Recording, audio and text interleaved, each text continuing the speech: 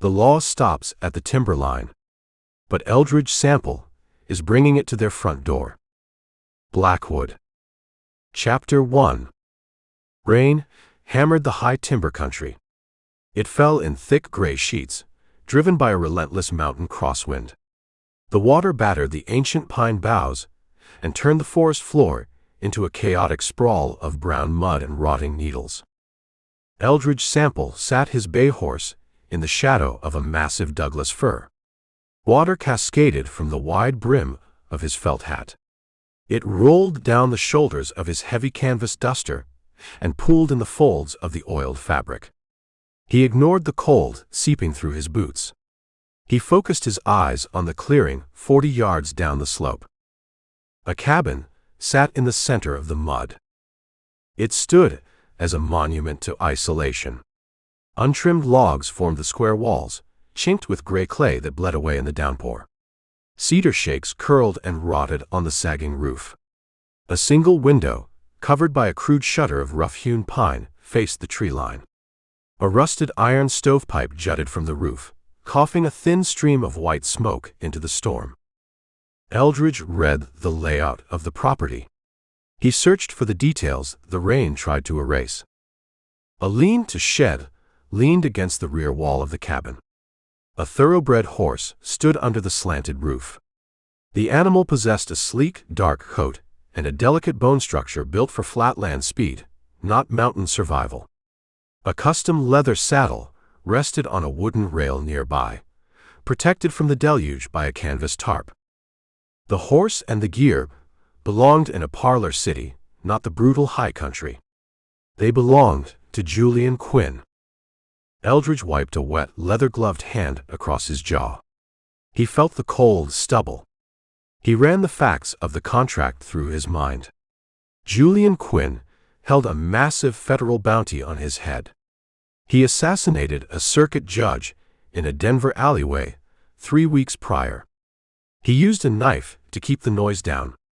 He wore expensive suits and possessed an aristocrat's arrogance. He also left a trail a blind man could follow. Quinn thought the wilderness offered a sanctuary. He understood zero about survival.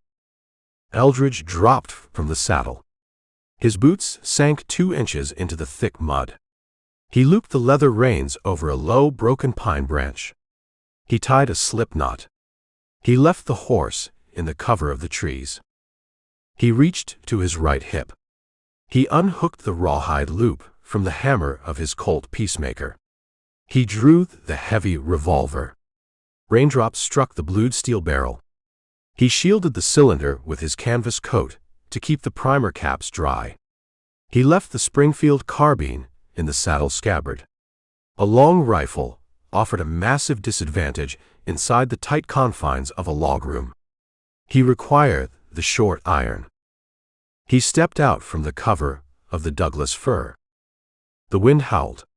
The storm masked the sound of his approach. The mud sucked at the heels of his boots with every stride. He angled his path to the right, avoiding the direct line of sight from the shuttered window. He kept his eyes locked on the rough wood of the cabin door. He reached the front wall. He pressed his left shoulder against the wet, cold logs. He listened. The rain battered the cedar roof. The wind rushed through the pines. Beneath the noise of the storm, Eldridge detected the crackle of burning dry wood.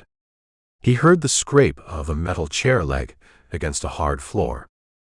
Quinn was awake. Quinn was moving.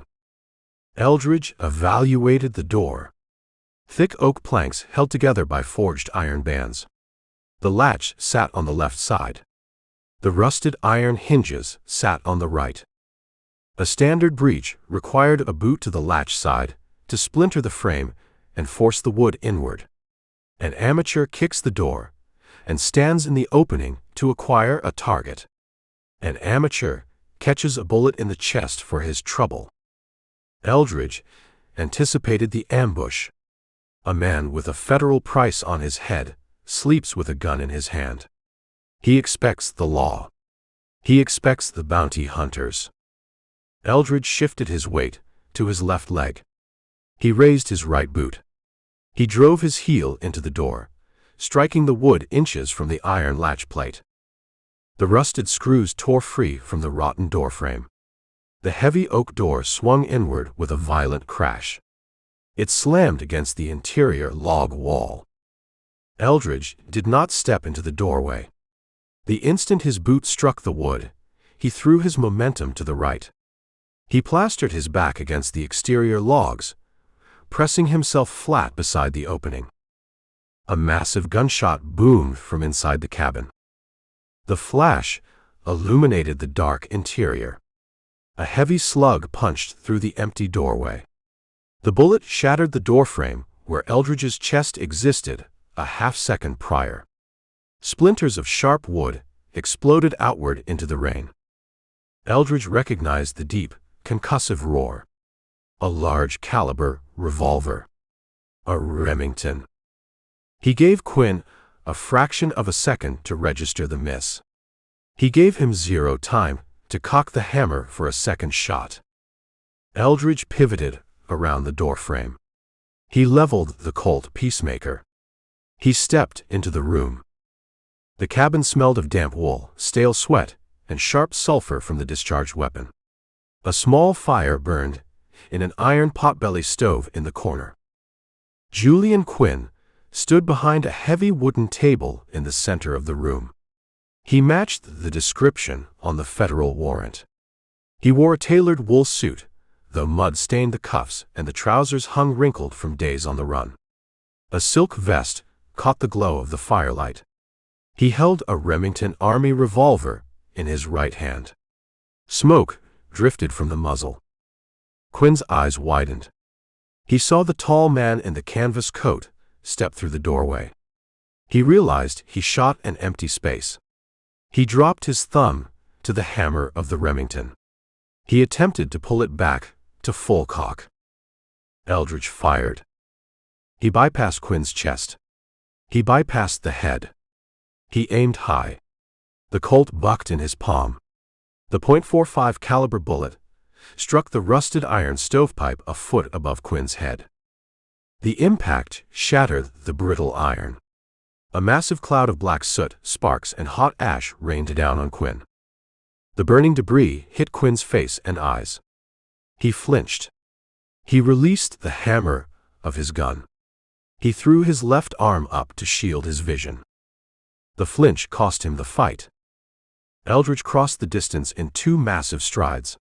He bypassed the wooden table. He reached Quinn before the man could clear his eyes.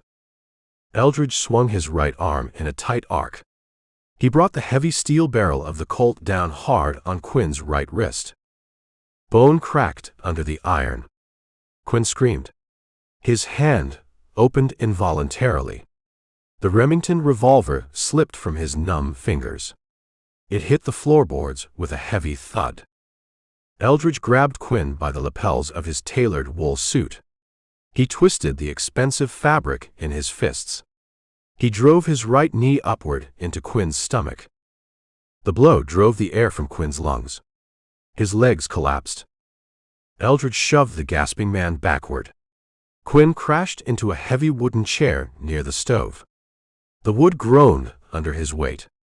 He slumped against the backrest, clutching his stomach and fighting for oxygen. Eldridge kicked the Remington across the room. The gun slid into the dark corner. He holstered the Colt Peacemaker. He reached inside his canvas coat. He pulled a length of thick, oiled rawhide from an interior pocket. Quinn gasped. He raised a trembling hand. Wait a second. Eldridge offered 0 pauses. He grabbed Quinn's left arm.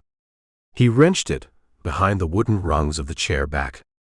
Quinn fought the leverage, twisting his shoulders to break the grip. Eldridge applied brutal downward pressure on the elbow joint, forcing compliance. He dragged the right arm back to meet the left. He wrapped the rawhide around Quinn's wrists. He pulled the leather tight, biting into the skin over the pulse points. He tied a series of complex square knots. He secured the bindings to the chair structure. Eldridge stepped back. He looked down at his prisoner. Julian Quinn recovered his breath. He spat a mouthful of soot onto the floorboards. He looked at the rawhide binding his hands. He looked up at Eldridge. He attempted to reconstruct his shattered dignity. He straightened his posture against the hard wood. "You broke my wrist," Quinn said. His voice carried a smooth, educated cadence, laced with fresh pain. "I bruised the bone to force the drop," Eldridge said. "You shoot a gun at a door. You accept the consequences of the entry." Quinn studied Eldridge's face. He catalogued the muddy boots, the wet canvas, and the cold, detached expression. "You represent the bounty," Quinn said. "You are not a marshal." "I hold the warrant," Eldridge said. Eldridge turned away. He walked to the wooden table. He found a leather satchel resting near a half-empty bottle of rye whiskey. He opened the brass buckles. He dumped the contents onto the table. Spare clothes. A silver pocket watch. A straight razor. A thick stack of federal greenbacks bound in twine. Quinn watched the money hit the wood. He shifted in the chair. He recognized an angle of negotiation. "That stack holds $3,000, Quinn said. "A man lives like a king on $3,000. You take the satchel. You walk out that broken door. You tell the marshals you found a cold camp and a dead trail. I buy my freedom. You buy a new life." Eldridge sorted through the items. He ignored the currency. He found a box of Remington cartridges. He pocketed the brass. He picked up the straight razor. He inspected the bone handle and folded the steel blade shut. "The federal warrant pays $5,000, Eldridge said. "The federal marshals pay in paper," Quinn countered. "They pay in slow drafts and bureaucratic delays. I offer cash in hand. Right now. We resolve this transaction in this room." Eldridge picked up the bundle of greenbacks. He dropped the money back into the leather satchel. He buckled the straps shut. "You assassinated a judge," Eldridge said. "Judge Harmon held a corrupt gavel," Quinn said. "He blocked land claims in the timber valleys. He destroyed businesses. He stalled progress. I performed a public service." "You utilized a knife in an alley," Eldridge said. "You took a contract from a timber boss to clear a legal hurdle. You performed a murder for hire. I hold zero interest in the politics of the kill." Quinn glared at him. The smooth veneer cracked, revealing the desperation beneath. "You drag me down this mountain, men will come for me. The man who paid for the judge holds vast resources. He protects his investments. You lack the numbers to hold me." Eldridge walked back to the chair. He looked down at Quinn. He wiped rainwater from his face. "The federal transport train arrives in the town of Blackwood in 2 days," Eldridge said. "It carries an armored car and a dozen federal rifles. They hold the steel box waiting for you." "Blackwood?" Quinn laughed. A harsh, bitter sound. "You possess zero understanding of this territory. Blackwood operates as a company town. Edward Croft owns the timber. He owns the saloon. He owns the law. Croft is the man who paid me to open the judge's throat." "Then Croft understands the mechanics of business," Eldridge said. "He will butcher you in the street," Quinn said. "He will skin you alive to keep me out of a federal courtroom."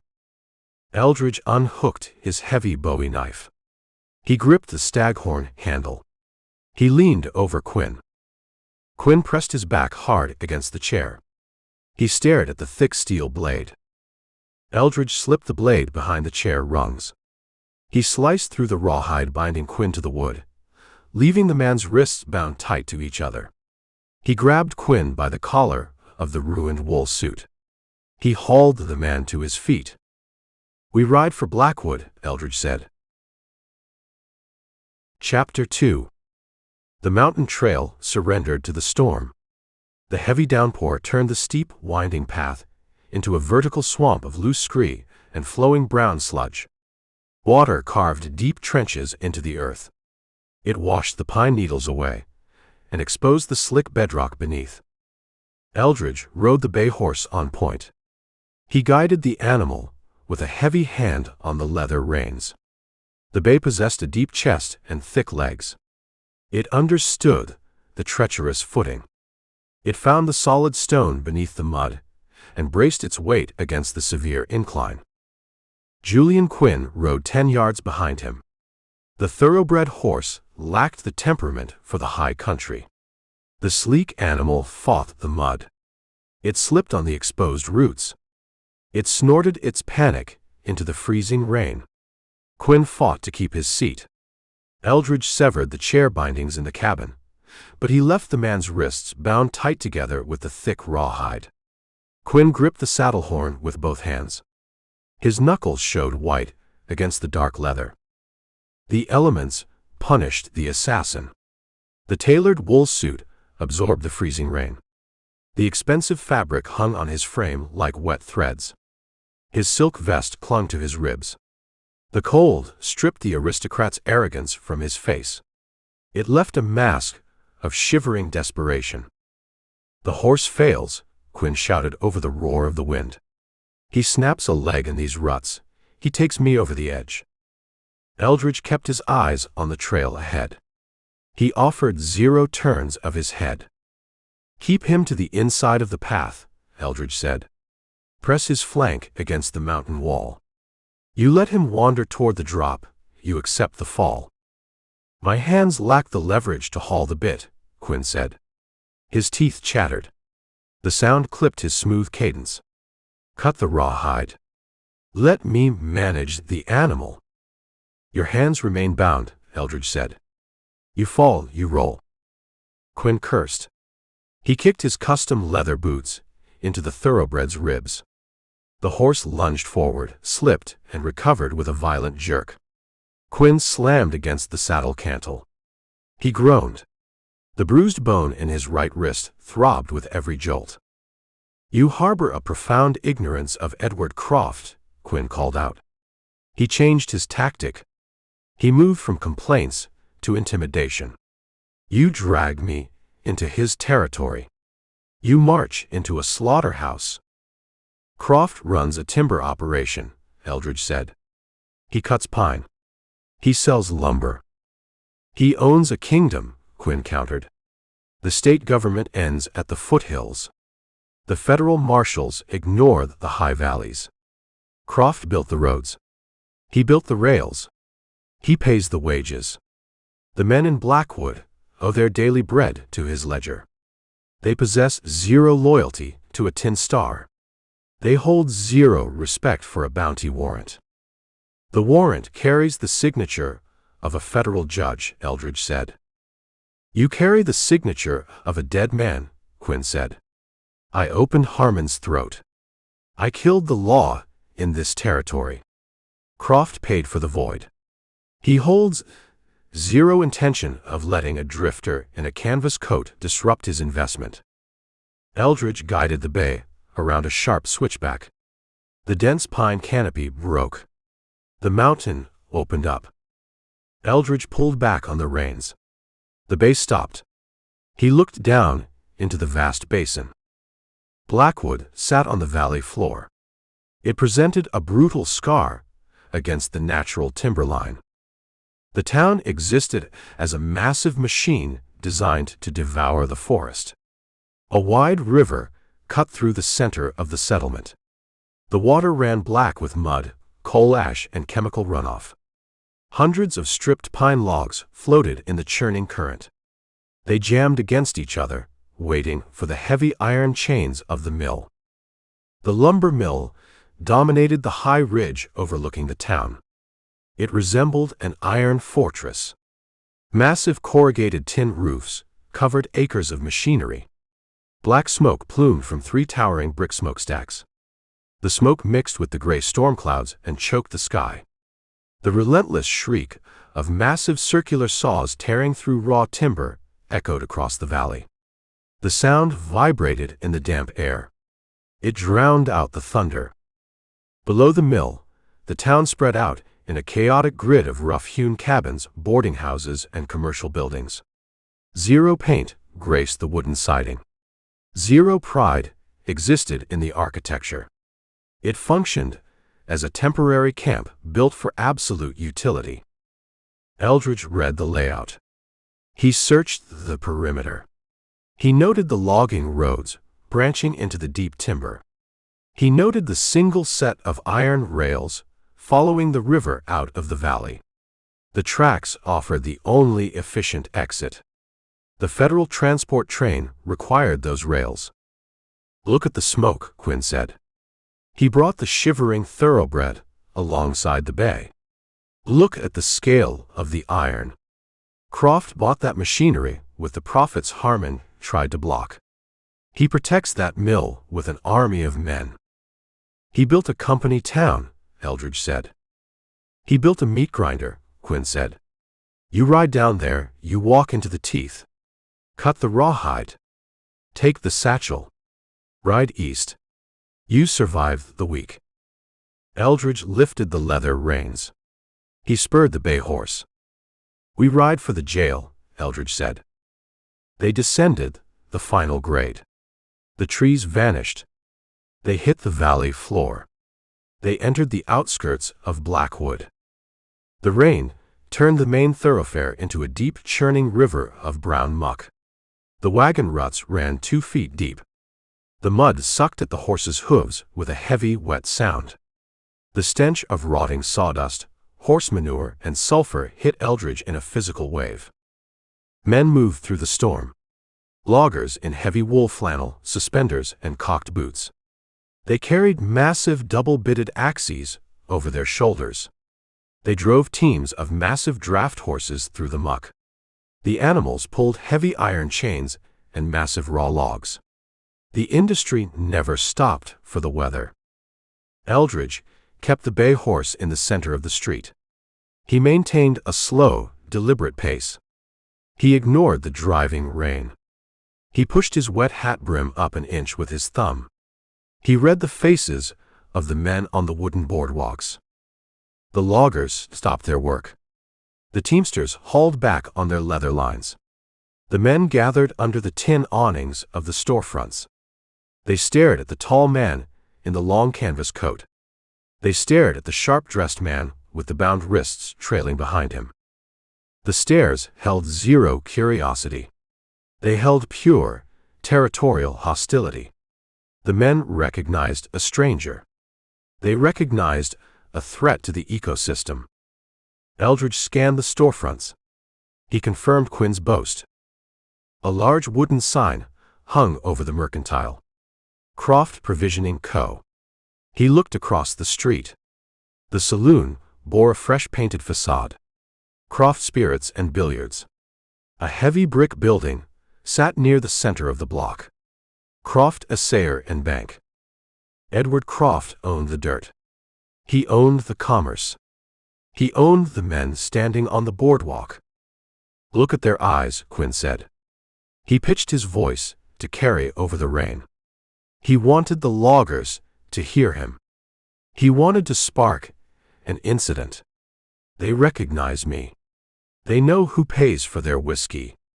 They know the man in the canvas coat brings federal trouble." Eldridge dropped his right hand. He rested his palm near the walnut grip of the Colt Peacemaker. He kept his fingers loose. He watched the hands of the loggers. He looked for a shotgun resting behind a whiskey barrel. He looked for a hunting rifle in a second-story window. A massive man with a thick black beard stepped off the boardwalk. He wore a leather apron over his flannel shirt. He held a heavy iron peavey hook in his massive hands. He blocked the center of the road. Eldridge guided the bay horse forward. He maintained his slow rhythm. He offered zero changes in his posture. He looked straight into the bearded man's eyes. The space between the horse and the iron hook shrank. 20 feet.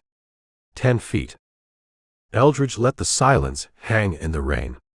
He forced the logger to make the decision. He forced the man to commit to the violence or surrender the ground.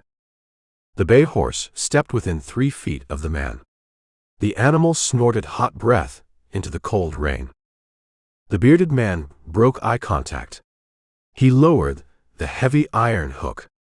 He took a slow step backward. He yielded the mud. He let the horses pass. Eldridge kept his hand near the colt. He offered the man 0 backward glances. He owned the space. "They wait for orders," Quinn said. His voice lost a fraction of its confidence. The loggers failed to riot on his behalf. They wait for Croft. "They understand the cost of a fast draw," Eldridge said. Eldridge searched the street for the badge.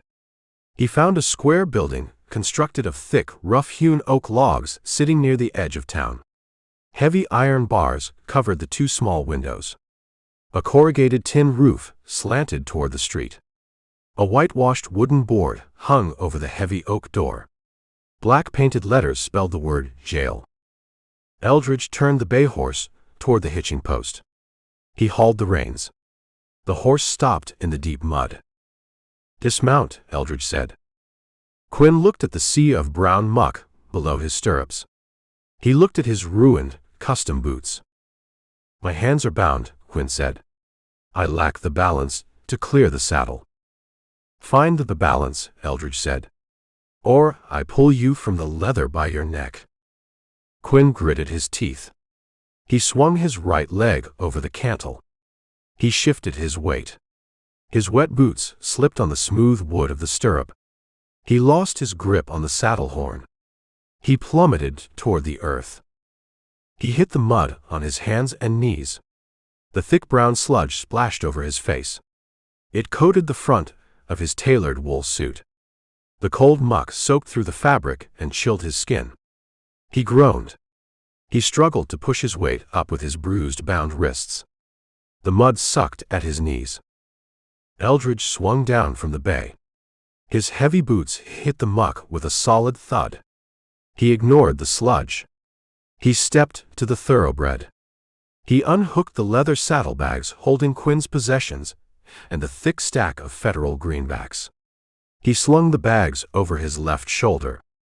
He walked to the kneeling man. He reached down. He grabbed a thick fistful of Quinn's ruined wool collar.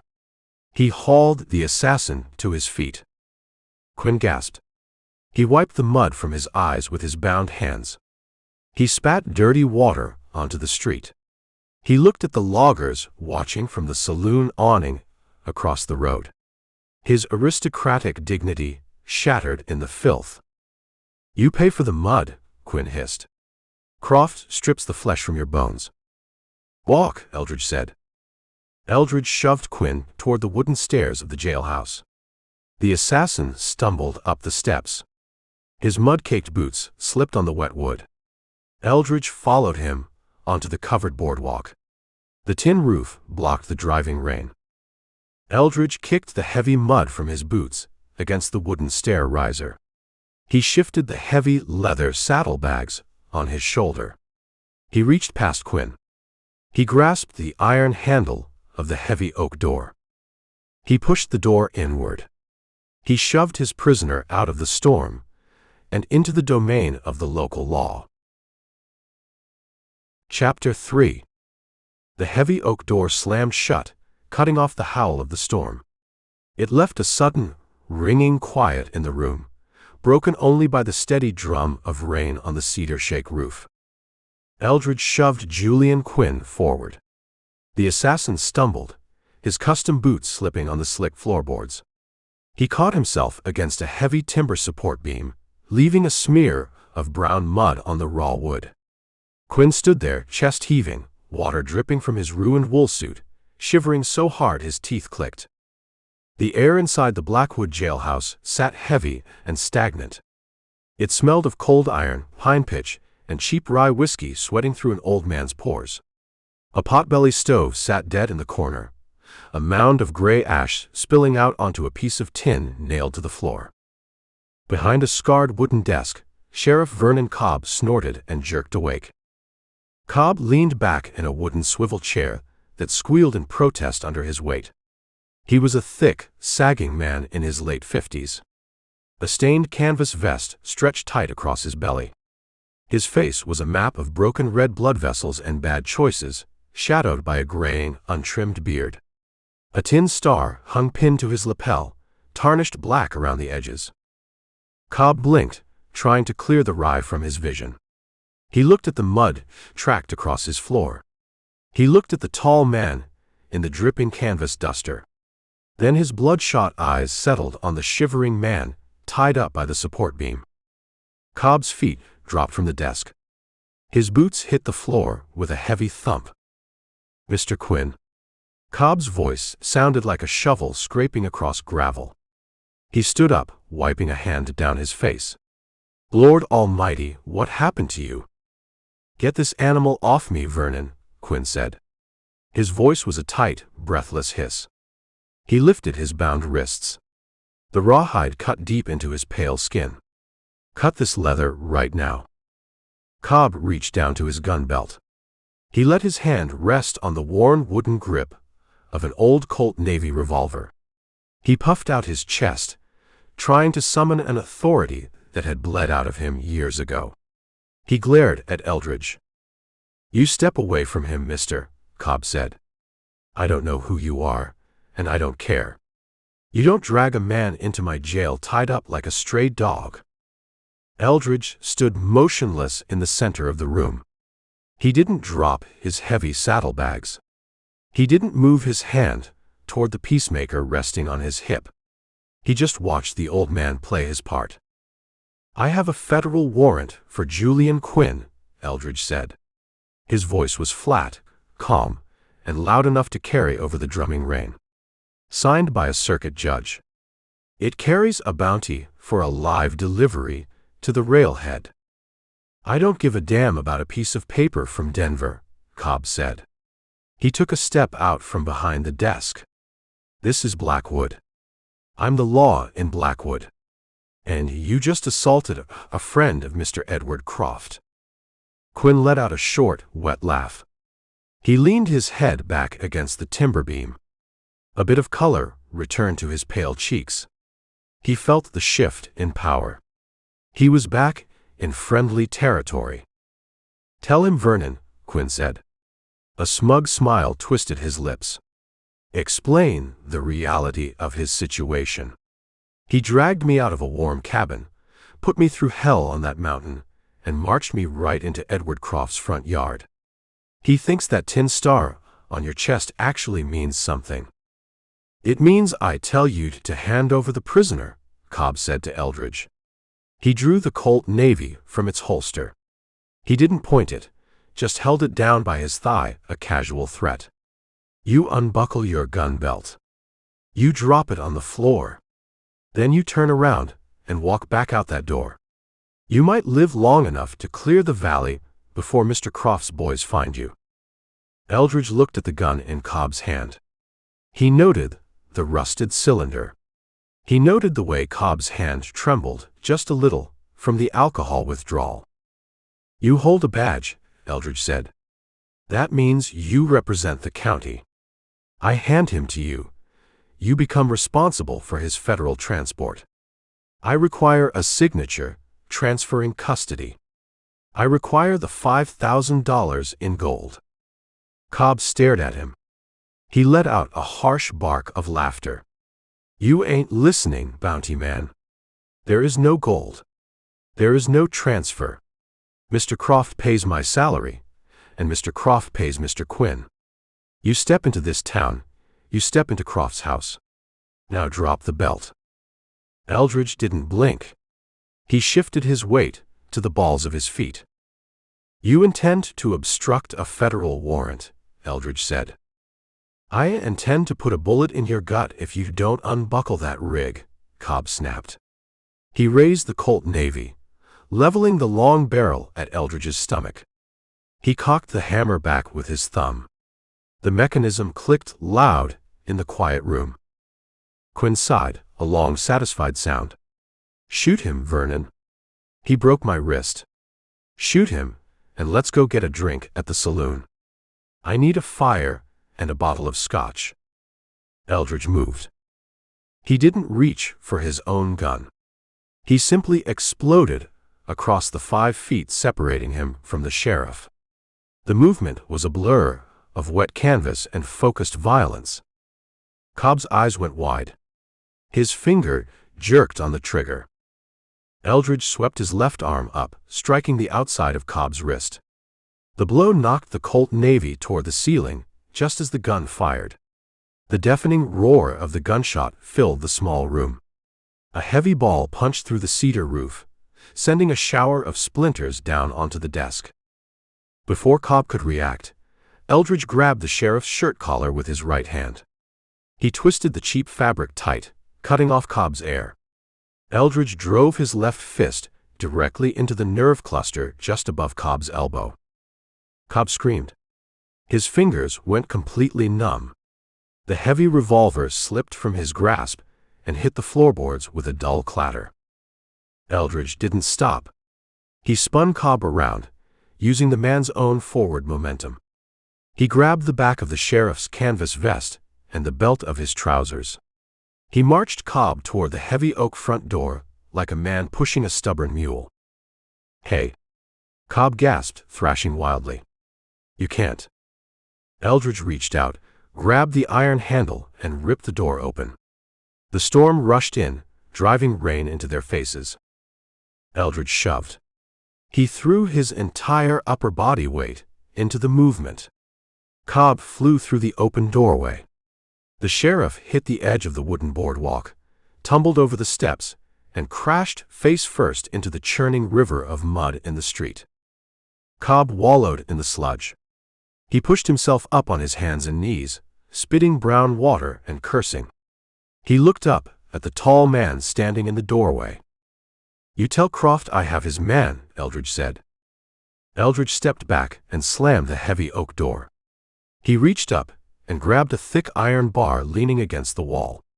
He dropped it into the heavy iron brackets bolted across the frame. The bar settled into place with a solid metallic thud, sealing the entrance. Eldridge turned around. The ringing in his ears from the gunshot began to fade, replaced once again by the steady rhythm of the rain. Julian Quinn wasn't smiling anymore. The smug satisfaction had vanished, replaced by a tight, nervous energy. He watched Eldridge walk across the room and kick the dropped Colt Navy under the desk. "You just kicked a hornet's nest," Quinn said. He kept his voice low, testing the waters.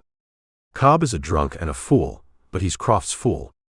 Croft won't stand for it. He can't let a stranger walk into his town and throw his lawman in the dirt." Eldridge picked up his heavy leather saddlebags. He carried them to a solid oak table near the back wall. He dropped them on the wood. "Cobb was a messenger," Eldridge said. He unfastened his heavy canvas duster, shedding the soaked coat. He draped it over a wooden chair. His gray wool shirt was damp with sweat and rain. He delivered the message. Now we wait for the response. "You don't understand," Quinn said, straining against his bindings. "The train doesn't get here for 36 hours. You can't hold this building for 36 hours. Croft has 50 men in this camp. Loggers, teamsters, men who swing heavy axes for a living and kill each other over a game of cards. When he points them at this jail, they will tear the logs apart with their bare hands.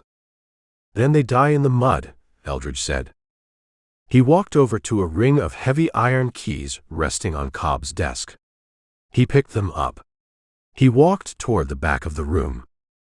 2 small cells sat against the rear wall. They were built tight, thick oak planks lined with heavy iron bars. Eldridge checked the locks. He opened the door to the right side cell. It held a narrow cot with a stained, ticking mattress and a rusted tin bucket. He walked back to Quinn. He grabbed the assassin by the collar of his ruined suit and dragged him across the floor. He shoved Quinn into the open cell. Quinn stumbled against the back wall. He turned around, his eyes wide. "Wait," Quinn said. "You can't lock me in here. My clothes are frozen. I need heat. I need dry clothes." Eldridge stepped in. He drew the heavy Bowie knife from his belt.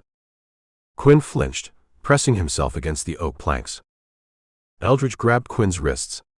He slid the sharp steel behind the rawhide knot and sliced upward. The leather snapped. Quinn groaned, pulling his hands apart, rubbing the deep red welts on his wrists. "Take the wetsuit off," Eldridge said. "Wrap yourself in the mattress. You want to live, you keep your blood moving." Eldridge stepped backward out of the cell. He pulled the heavy iron door shut. The lock engaged with a loud, definitive click. "You're crazy," Quinn said, gripping the bars with his bruised hands. "You're a dead man, and you're going to get me killed right alongside you. When Croft's men breach that door, they won't care who they shoot." Eldridge ignored him. He went to work.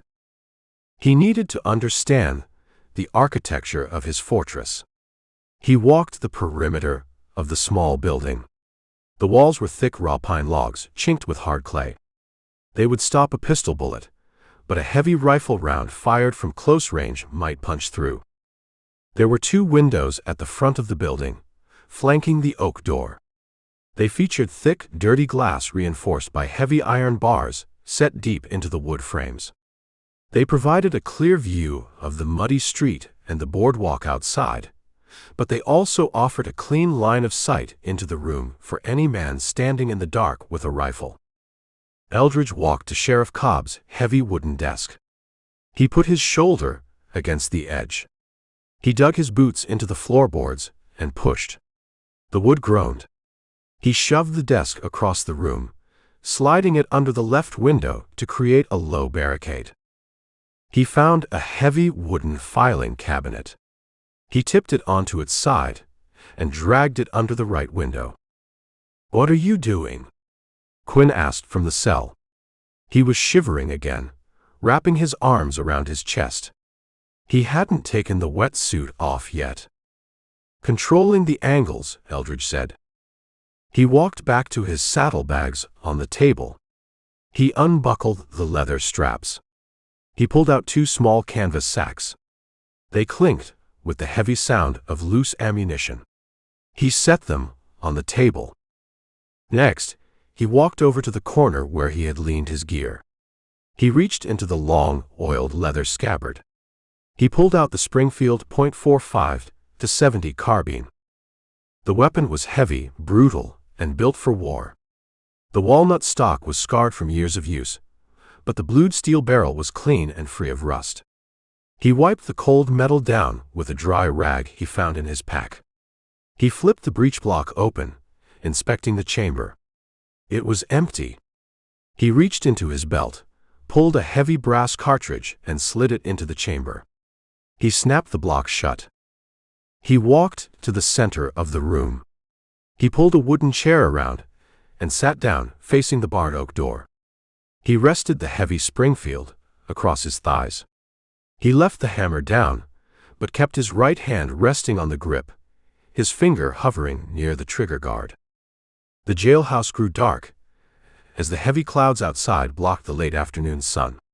The only light came from the gray rectangles of the 2 barred windows. Eldridge sat in the shadows. He listened to the rain batter the cedar roof. He listened to Julian Quinn pacing in his cell, the slow, rhythmic squeak of wet leather boots on wood. The town outside was entirely too quiet. The loggers had vanished from the boardwalks. The teamsters had stopped driving their wagons. The machinery in the high mill had ceased its screaming. The silence hung heavy, pressing against the log walls. "They're coming," Quinn whispered from the dark. "Croft is gathering his men. You can feel it. The whole town is holding its breath." Eldridge didn't answer. He watched the rain run down the dirty glass of the windows.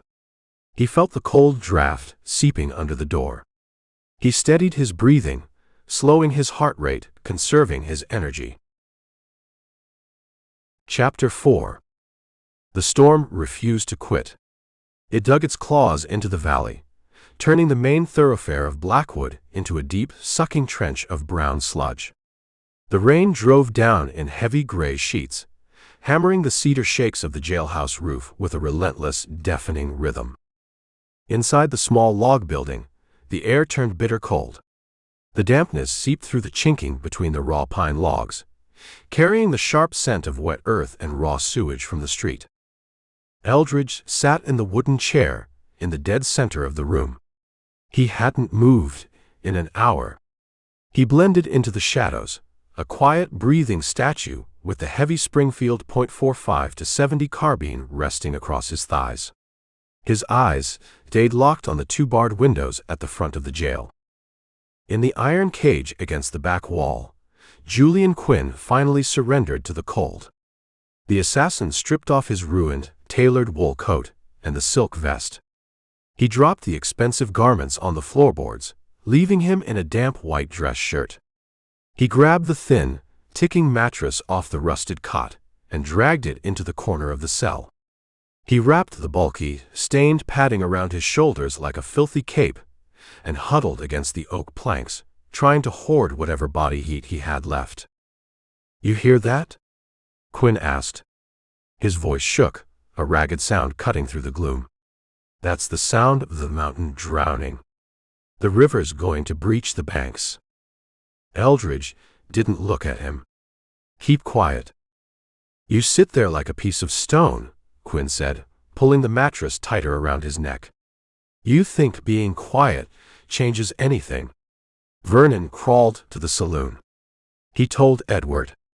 Right now, Edward is standing at the long mahogany bar, pouring a glass of imported scotch, and telling his foreman to put an end to this. Eldridge watched the gray light fading in the windows. Evening approached, bringing a deeper, heavier darkness to the valley. Through the thick glass, he noticed a shift in the street. The deep shadows under the tin awnings of the mercantile and the saloon began to move. The movement lacked urgency. It felt deliberate, like water rising behind a dam. Lanterns flared to life, cutting harsh yellow cones through the driving rain. Eldridge pushed himself up from the chair. He moved with a smooth, quiet grace, stepping softly on the rough floorboards.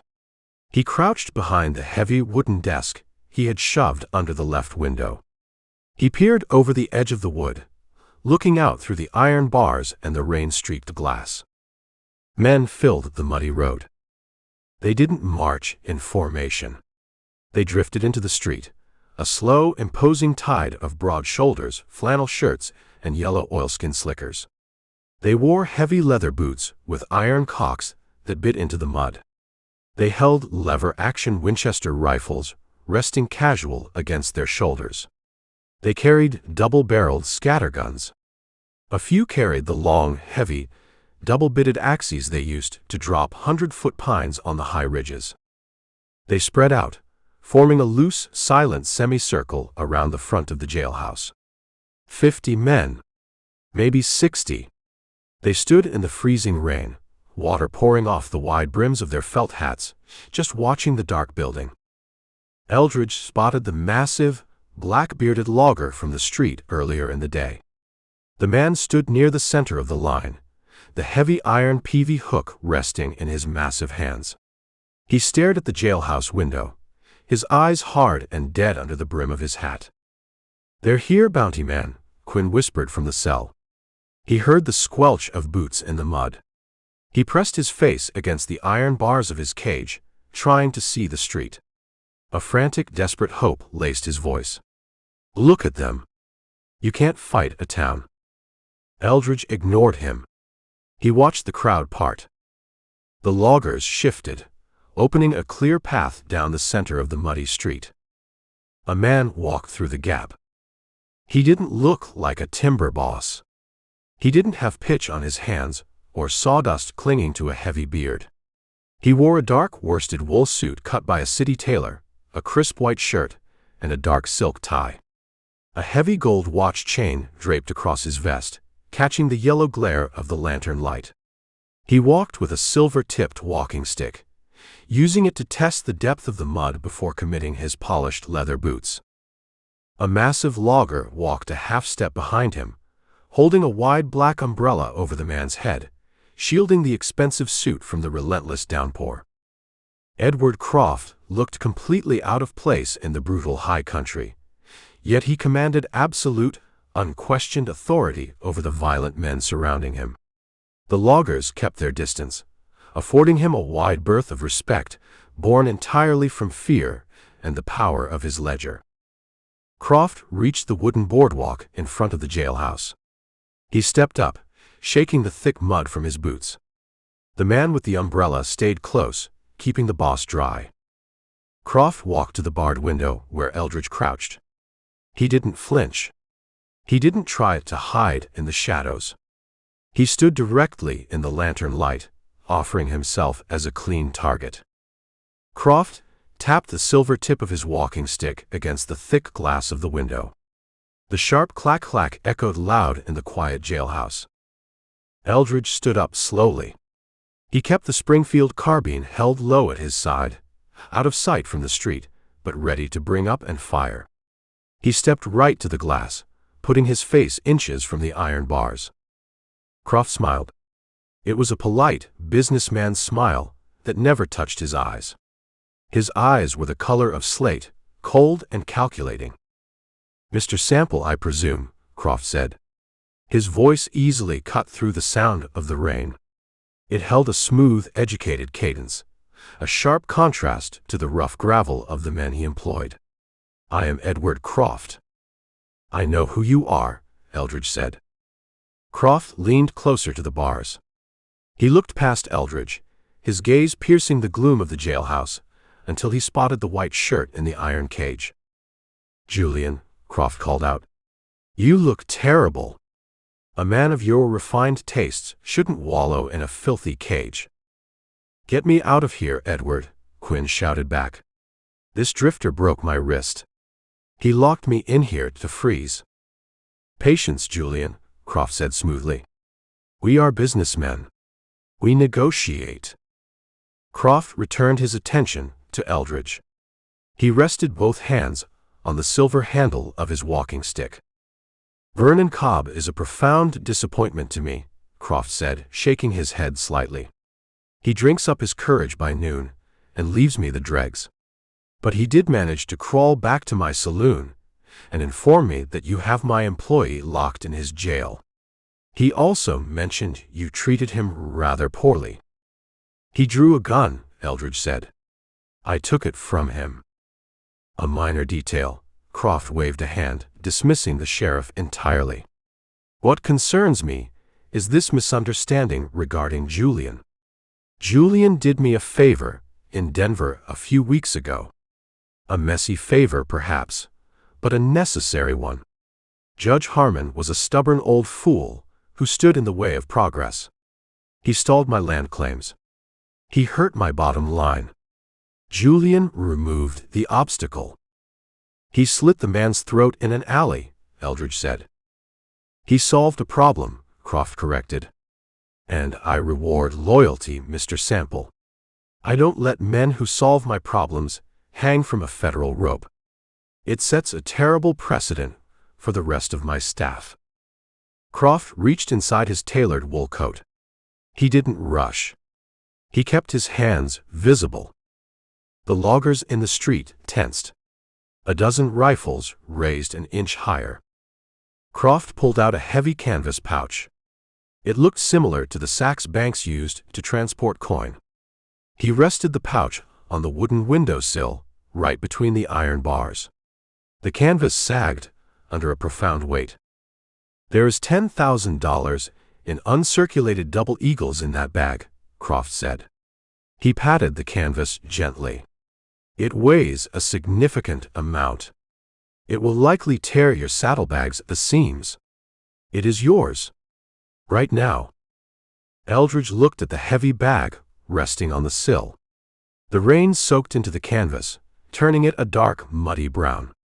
He looked back at Croft's slate-gray eyes. "The federal warrant pays $5,000, Eldridge said. His voice remained flat, devoid of greed or temptation. "I am offering double your contracted rate," Croft said. He tilted his head, looking at Eldridge with genuine curiosity. "I am paying a premium for convenience, Mr. Sample. I value my time. I want to go back to my saloon, sit by a warm fire, and drink my scotch. You take the bag. You walk out the back door. You ride your horse down the valley, and you never look back. We both get what we want." "I hold a warrant signed by a federal judge," Eldridge said. "It demands a live delivery to the railhead. I accepted the job. I intend to finish it." Croft stared at him. The polite smile slowly vanished from his face. "Pay him or kill him, Edward." Quinn screamed from the cell, his voice cracking with panic. "Stop talking to him. He won't take the money. He's a zealot. Burn the building down." Croft ignored the frantic shouting. He kept his eyes locked on Eldridge. The civilized veneer cracked, revealing the ruthless timber baron underneath. The man who ordered murders and built an empire on blood and raw pine.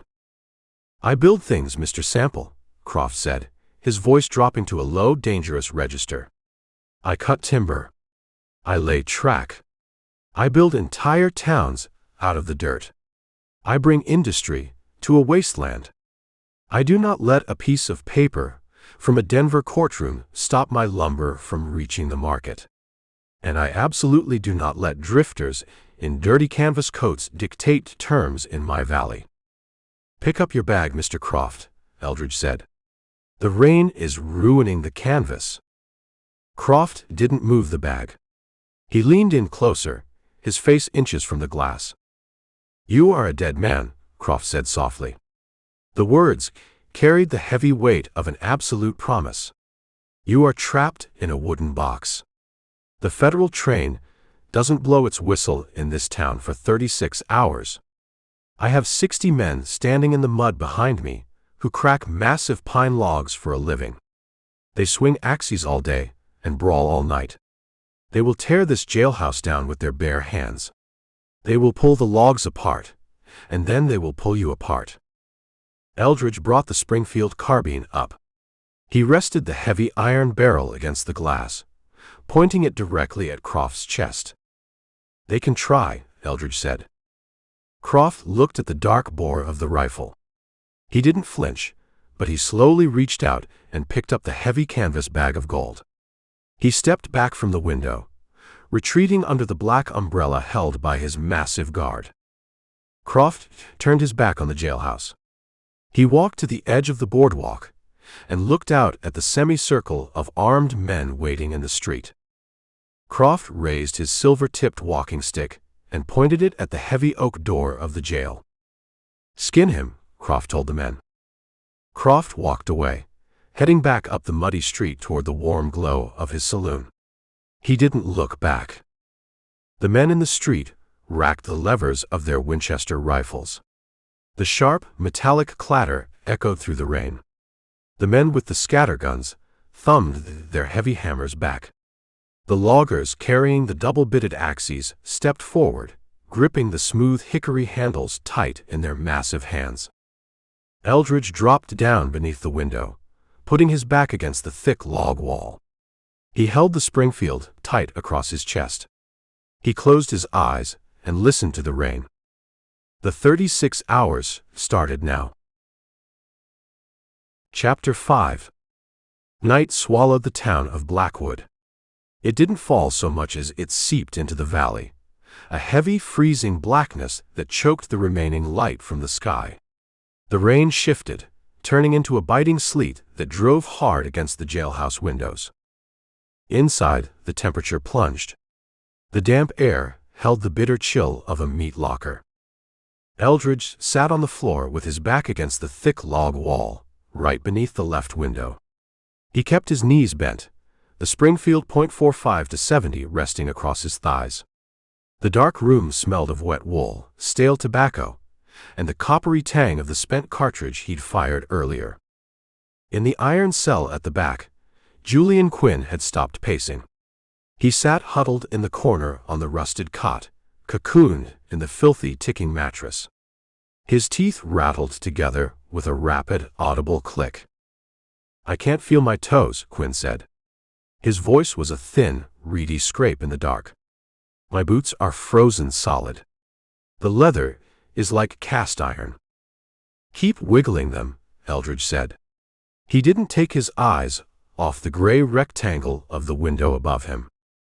"Wiggling them doesn't do a damn thing, Sample. The blood is gone."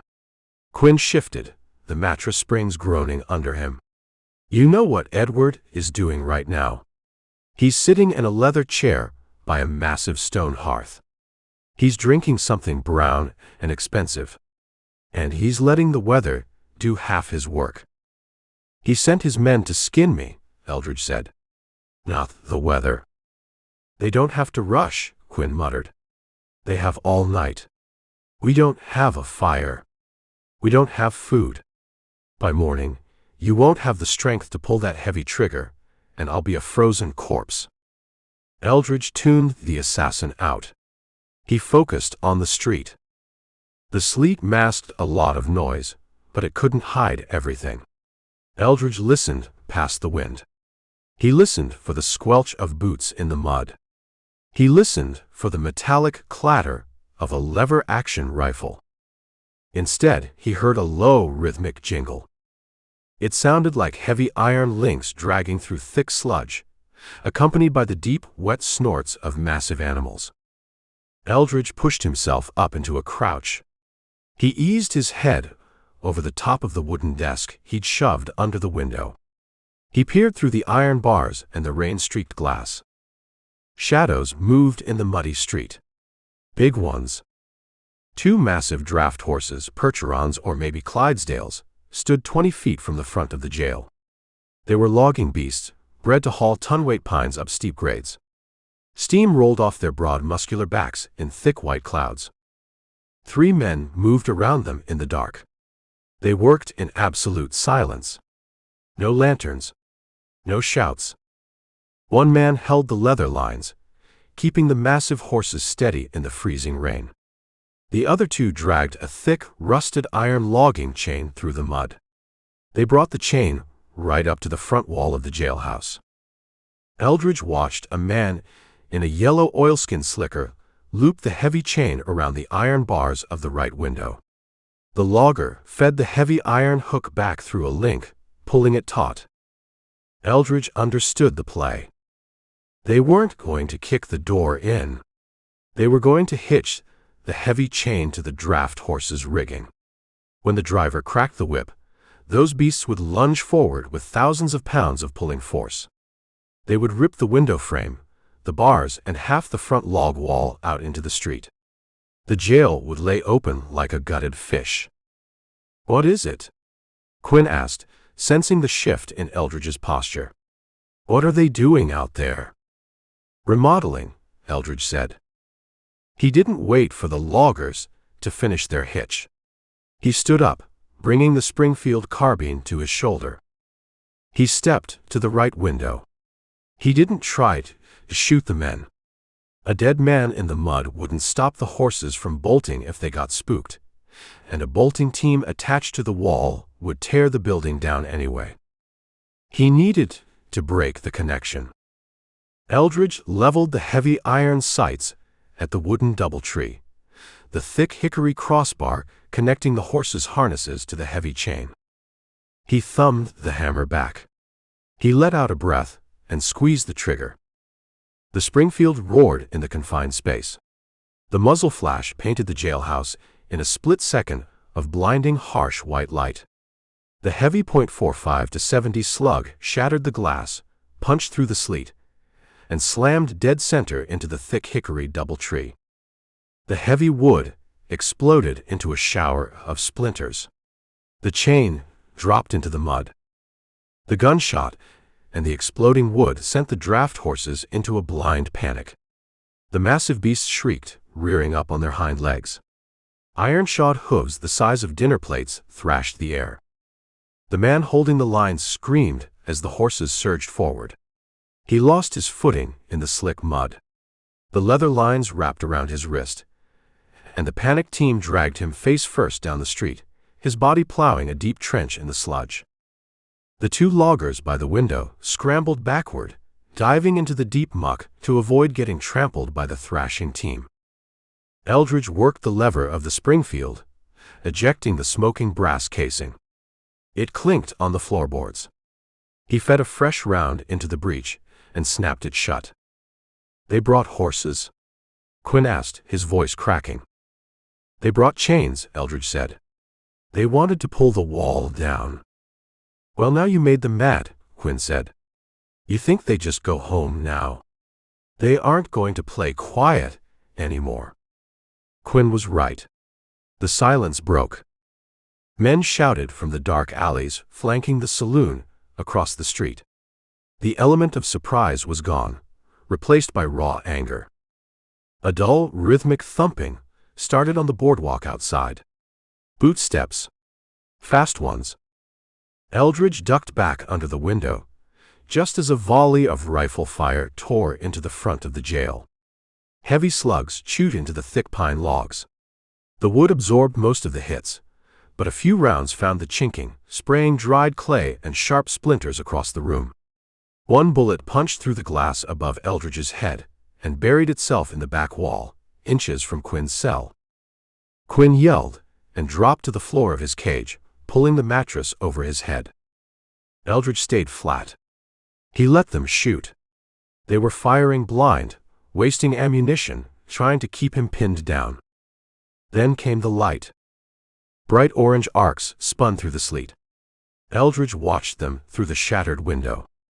They weren't shooting bullets anymore. A heavy thump shook the ceiling above his head. Then another. And another.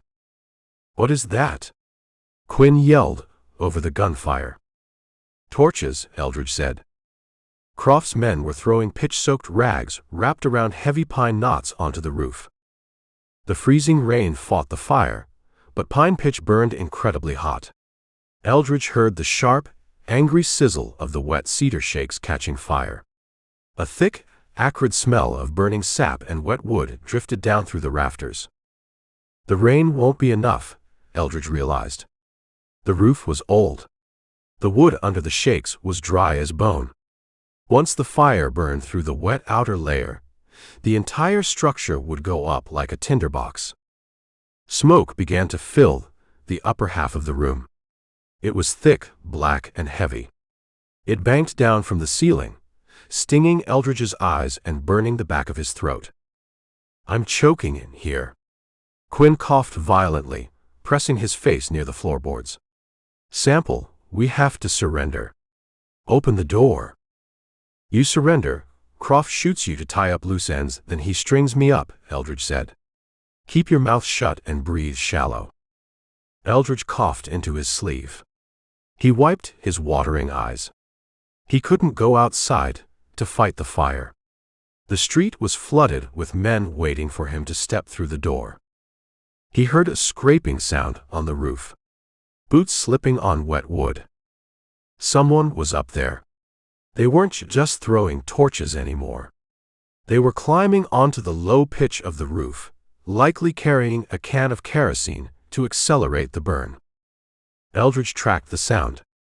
The heavy boots moved slowly from the back of the building toward the front, right over the center of the room. Eldridge stepped out from behind the barricaded desk.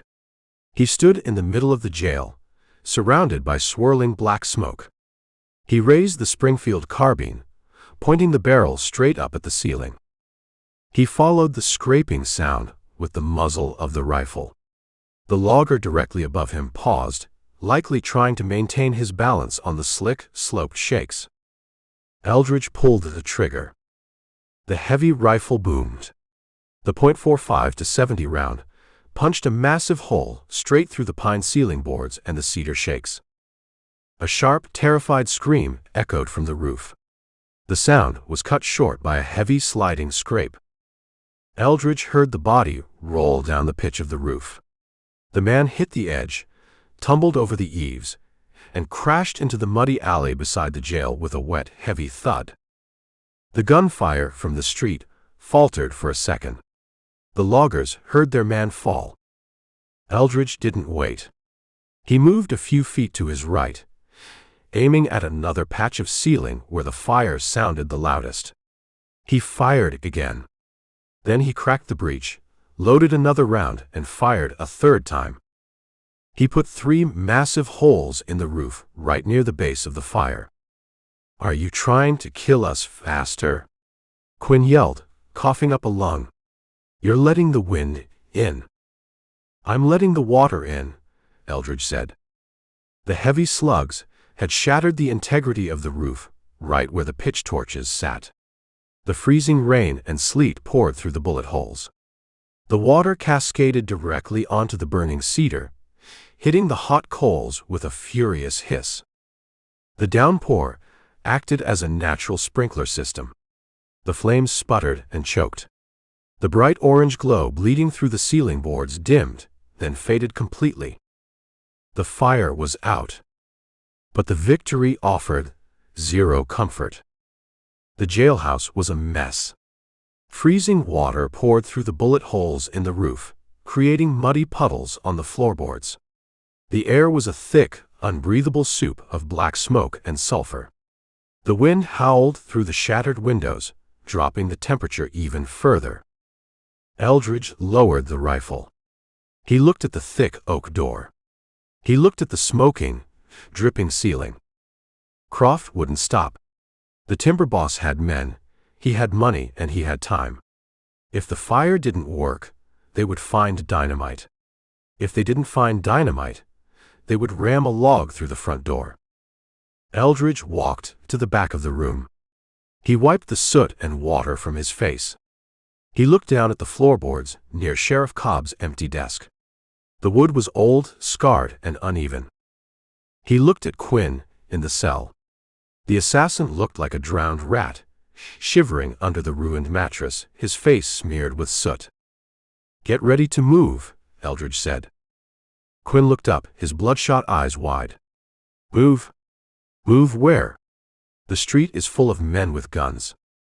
"We aren't taking the street," Eldridge said. He unholstered the Bowie knife from his belt. He knelt down on the wet floorboards. He wedged the thick steel blade into a wide crack between 2 floor planks and pried upward. The old iron nails screamed as they pulled free from the joists. "This is a wooden box," Eldridge said, tossing the loose floorboard aside. He jammed the knife into the next plank.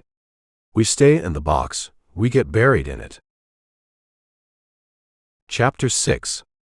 The space beneath the jailhouse smelled of wet rot, ancient dust, and rat droppings. Eldridge slid through the gap he'd chopped in the floorboards. He hit the cold mud on his hands and knees.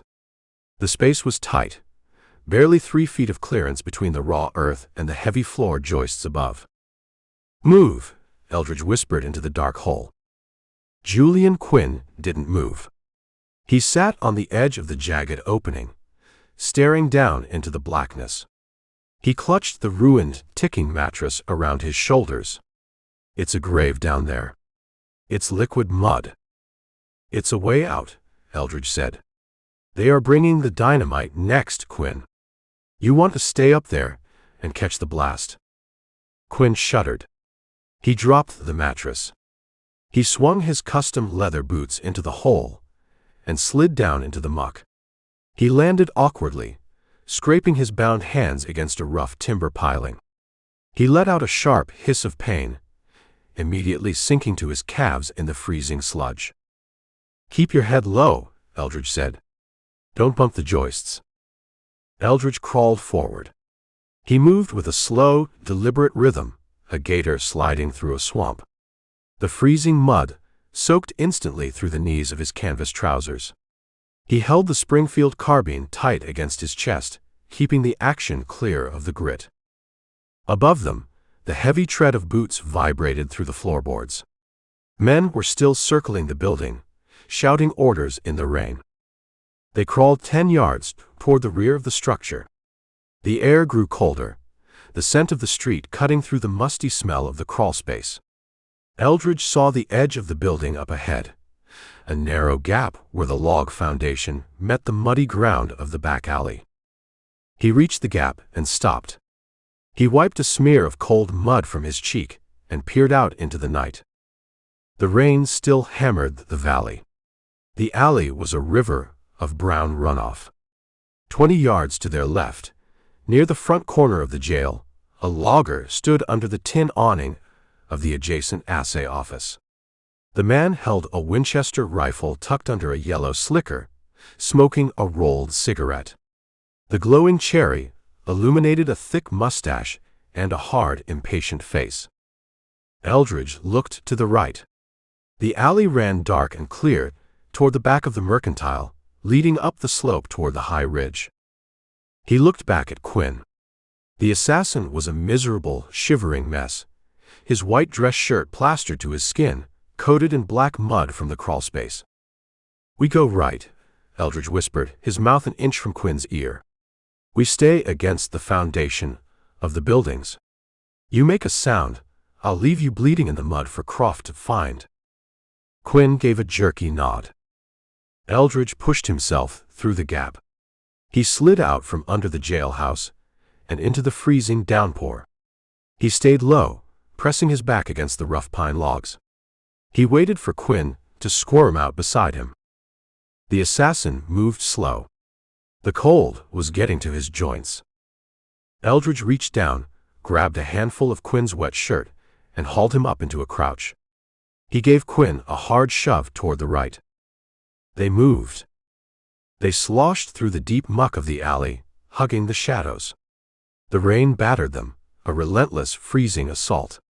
The loggers out front were making enough noise to cover the sound of their escape, shouting over the wind, arguing about how to breach the heavy oak door. Eldridge kept his eyes on the path ahead. The alley ended at a cross street that led up the steep grade toward the lumber mill. The mill sat on a ridge overlooking the town, a sprawling complex of iron and corrugated tin. It was dark, the machinery silent for the night. They reached the corner of the Mercantile. Eldridge put a hand flat against the wet wood and stopped. He checked the cross street. Empty. "Keep moving," Eldridge said. They broke cover, crossing the open street and starting the climb up the muddy slope. The footing was treacherous. The rain had turned the path into a slick slide of brown clay. Quinn fell twice in the first 20 yards. He didn't complain. He just pushed himself back up with his bruised, bound hands, gasping for breath, driven by pure terror. They were halfway up the slope when the shouts erupted from the valley floor. It wasn't the rhythmic shouting of men working a problem. It was sharp, angry yelling.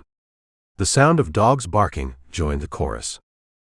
They breached the door, Quinn wheezed, pausing to lean against a massive pine stump on the side of the trail. They found the hole. "Keep climbing," Eldridge said. He didn't look back.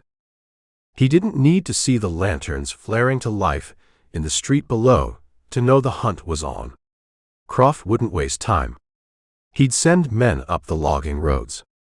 He'd put the dogs on the scent. They needed the high ground. They needed the iron walls. Eldridge grabbed Quinn by the arm and hauled him up the next steep section of the trail.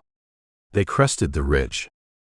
The Blackwood lumber mill loomed out of the storm, a massive, jagged silhouette against the dark sky. The air here smelled heavily of raw pine sap, wet sawdust, and machine oil. A tall chain-link fence, topped with barbed wire, surrounded the compound. A heavy iron gate stood open, chained to a wooden post. The loggers didn't expect trouble from the high ground. They expected it from the valley. Eldridge pulled Quinn through the gate. "Where are we going?" Quinn asked, his voice shaking violently. "We're trapped up here. It's a dead end." "It's a fortress," Eldridge corrected. He led the way across the muddy yard, navigating around massive stacks of stripped pine logs that looked like sleeping dinosaurs in the dark. He headed for the largest structure in the complex, the main saw floor. The building was immense, built on a heavy timber frame covered in corrugated tin siding. Large, grimy windows lined the walls, offering no light. Eldridge found a side door.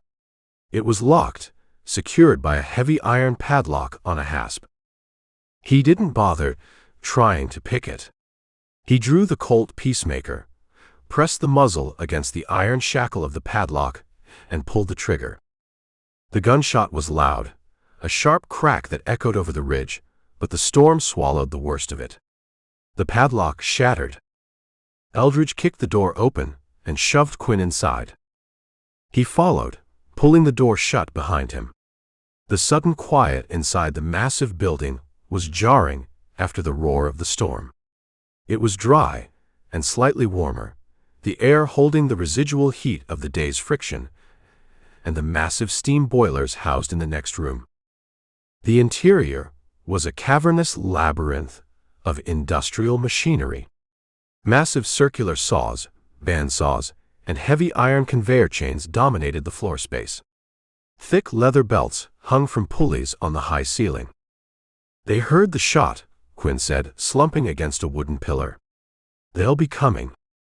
"Let them come," Eldridge said. He walked over to a heavy iron stanchion near the center of the room. It was bolted to the concrete floor, part of the structural support for the massive log carriage. He reached into his canvas coat and pulled out a length of heavy iron chain he'd liberated from the jailhouse before cutting the floorboards. He grabbed Quinn by the collar and dragged him over to the stanchion. "Sit down," Eldridge said. Quinn collapsed onto the cold concrete. Eldridge wrapped the heavy iron chain around the stanchion, then threaded it through the rawhide bindings on Quinn's wrists. He secured the chain with a heavy brass padlock he'd taken from Sheriff Cobb's desk. He snapped the lock shut and dropped the key into his pocket. "What are you doing?" Quinn asked, his eyes wide in the gloom. "You're tying me up. What if they burn this place down too?" "They won't burn the mill," Eldridge said. "It's made of iron and tin, and it's where Croft makes his money. He won't risk the machinery." Eldridge stepped back. He looked at the massive space, reading the lines of sight, noting the cover offered by the heavy machinery and the stacks of rough-cut lumber. He cracked the breech of the Springfield carbine and checked the chamber. It was loaded. He had a dozen rounds left for the rifle, and a full cylinder in the Colt. "This is the Alamo," Quinn whispered, staring out into the dark factory floor. "You're going to get us both killed in this place." "I'm going to hold this hill," Eldridge said. He walked away from the chained man, melting into the shadows of the machinery, finding his firing position. He listened to the rain drumming against the tin roof. He waited for the first footfalls on the muddy ridge. Chapter 7. The alley behind Croft Spirits and Billiards smelled of stale beer, wet horse manure, and raw sewage. The freezing rain did its best to wash the filth down the slope toward the river, but the deep mud held on to the rot. Eldridge moved through the dark trench with absolute caution. He kept his left hand firmly clamped on the collar of Julian Quinn's ruined dress shirt. He guided the shivering assassin through the muck, keeping their silhouettes pressed tight against the rough pine logs of the adjacent buildings. The storm masked the sound of their boots, but it offered zero protection from the cold. Quinn slipped on a submerged rock. His knees buckled. He dragged Eldridge down with him, splashing hard into a deep puddle of brown sludge. Quinn let out a sharp, breathless whine. "Get up," Eldridge whispered. He hauled the man back to his feet, pulling the collar tight enough to choke him. "I can't," Quinn gasped. The aristocratic polish was completely gone, washed away by the freezing mud.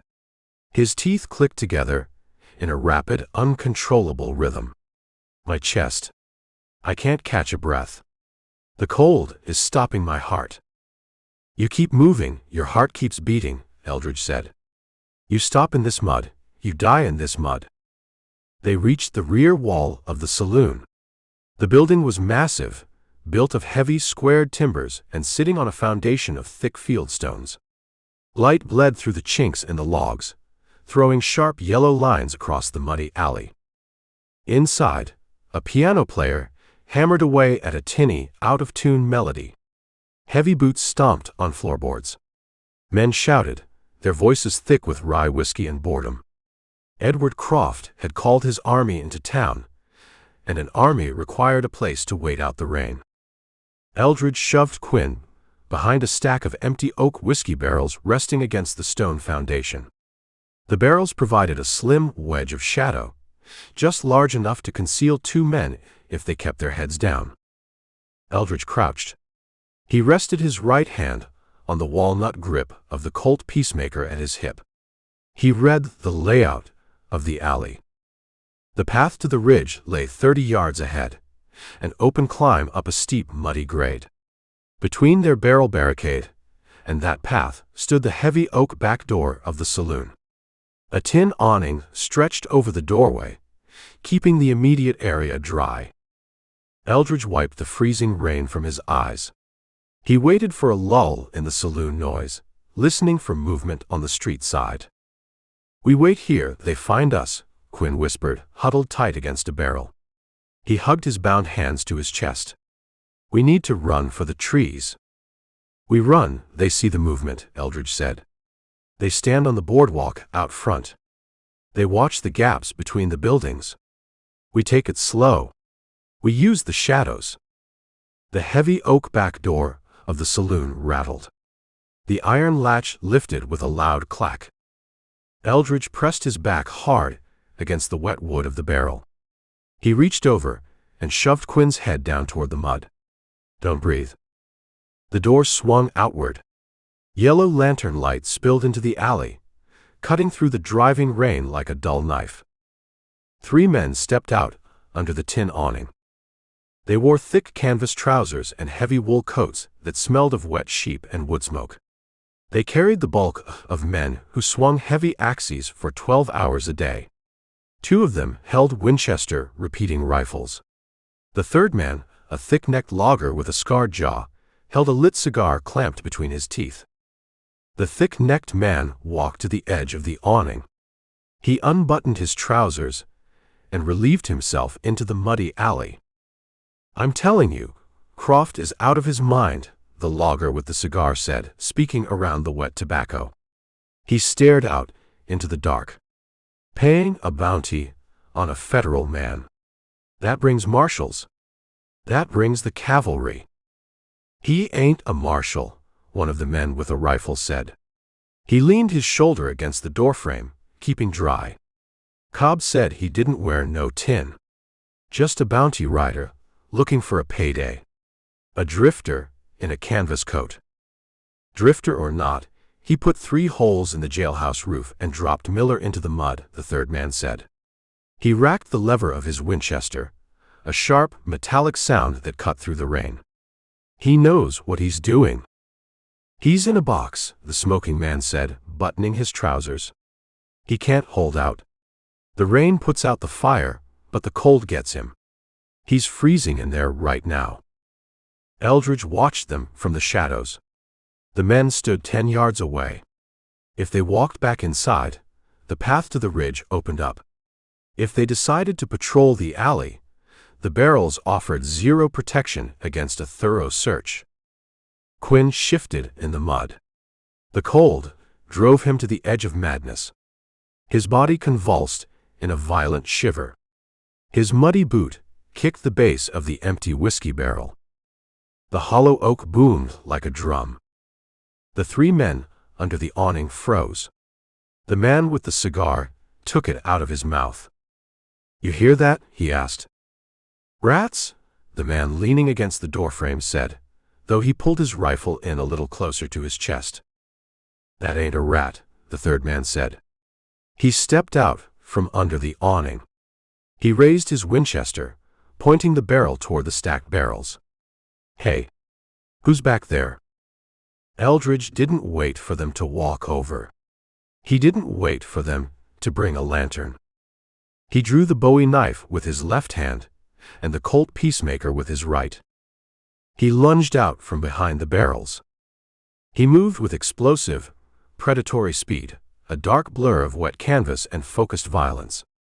The rain slicked the mud, but Eldridge kept his weight low, driving his boots into the sludge for traction. The third man saw the movement. He opened his mouth to shout, bringing the stock of the Winchester toward his shoulder. He never completed the motion. Eldridge crossed the 10 yards in 3 massive strides. He slammed into the man, driving his left shoulder hard into the logger's chest. The impact knocked the breath from the man's lungs. Before the logger could fall, Eldridge brought the heavy Bowie knife up, driving the thick steel blade deep into the soft flesh under the man's jaw. The logger went limp instantly. Eldridge ripped the blade free and shoved the dying man into the mud. The man with the cigar yelled, dropping his smoke. He reached under his heavy coat, clawing for a revolver holstered at his belt. Eldridge didn't bother with the knife. He raised the Colt peacemaker and pulled the trigger. The heavy revolver roared. The muzzle flash illuminated the alley in a brilliant, harsh orange glare, freezing the falling rain in midair for a split second. The heavy .45 caliber slug hit the thick-necked logger dead in the center of his chest. The force lifted him off his boots and threw him backward. He crashed through the saloon door, landing flat on his back on the interior floorboards. The second rifleman panicked. He didn't aim. He just leveled the Winchester from the hip and jerked the trigger. The rifle fired. The bullet shattered the oak staves of the whiskey barrel right where Eldridge had been hiding seconds earlier. Eldridge pivoted on his heel. He ignored the ringing in his ears. He aimed the Colt and fired his second shot. The bullet struck the rifleman in the shoulder, spinning him around like a child's top. The man dropped the Winchester, screaming in pain, and collapsed against the stone foundation.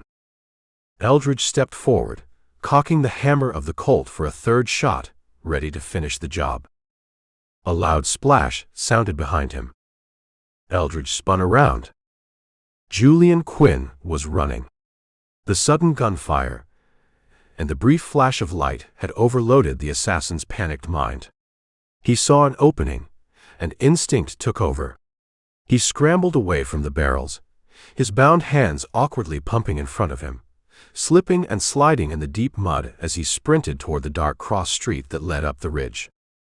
"Quinn!" Eldridge roared. The assassin didn't look back. He ran with the desperate energy of a doomed man. Inside the saloon, the piano stopped playing. Shouts erupted from the barroom. The sound of heavy boots charging toward the back door rumbled like an approaching earthquake. Dozens of men were coming to investigate the gunshots. Eldridge holstered the Colt. He sheathed the bloody Bowie knife. He sprinted after Quinn. Eldridge's long legs devoured the distance. He didn't slip. He read the mud, planting his boots where the ground looked firmest. Quinn was fast, but the bound wrists destroyed his balance. He staggered sideways, fighting to stay upright in the sludge. Eldridge closed the gap just as Quinn reached the edge of the cross street. Eldridge didn't reach out to grab him. He launched himself into the air. He hit Quinn square in the back, a brutal diving tackle. The impact drove the breath out of both men. They hit the deep mud together, a tangled mass of wet canvas, ruined wool, and churning brown water. They slid 5 feet through the sludge, crashing hard into the wooden post of a street lamp. Quinn thrashed wildly, fighting like a trapped animal. He tried to roll over, kicking his custom boots at Eldridge's legs. "Let me go. They're coming. They'll kill us both." Eldridge rolled his weight onto Quinn's back, pinning the man face down in the muck. He grabbed a handful of Quinn's mud-caked hair. He wrenched the assassin's head back, pulling his face out of the dirty water. "You run from me again," Eldridge hissed, his voice a low, dangerous rumble right in Quinn's ear, "and I'll shoot you in the spine. I'll drag you to the train by your ankles. You understand me?" Quinn gasped, spitting mud and rainwater. He stopped fighting. His body went entirely limp in the sludge. "I understand. I understand." "Get up," Eldridge said, releasing his grip. Eldridge pushed himself up from the mud. He grabbed Quinn by the back of his coat and hauled him to his feet. Behind them, the back doors of Croft's saloon burst open. A dozen men flooded out under the tin awning. They carried lanterns, the yellow light sweeping over the bodies in the alley. Shouts of anger and confusion ripped through the storm. "They went this way," a voice yelled. "Up the cross street." "Move," Eldridge said. He gave Quinn a hard shove. They broke cover entirely, abandoning the shadows of the alley. They crossed the open street and started the brutal, vertical climb up the muddy slope toward the high ridge. The hunt was right behind them. The hounds were off the leash. Eldridge drew the Colt Peacemaker again as he climbed, checking the dark path ahead, ready to kill any man who stood between him and the iron fortress at the top of the hill. Chapter 8. Dawn didn't break over the high country so much as it seeped through the clouds like a bad bruise.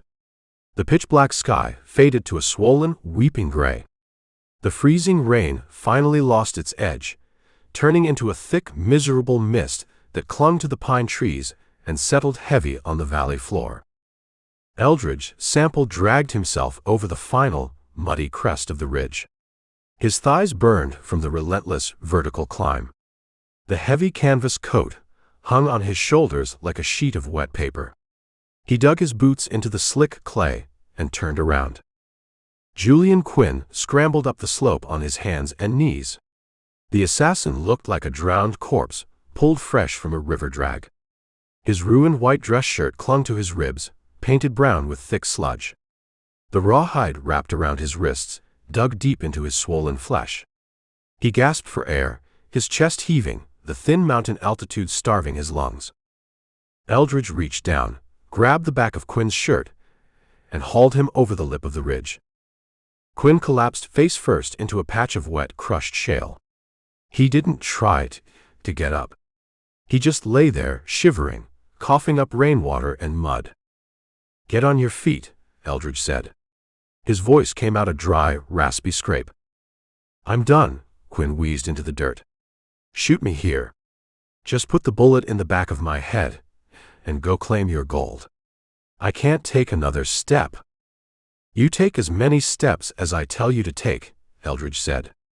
He grabbed Quinn by the belt and hoisted him upright. They stood at the edge of the Blackwood lumber mill.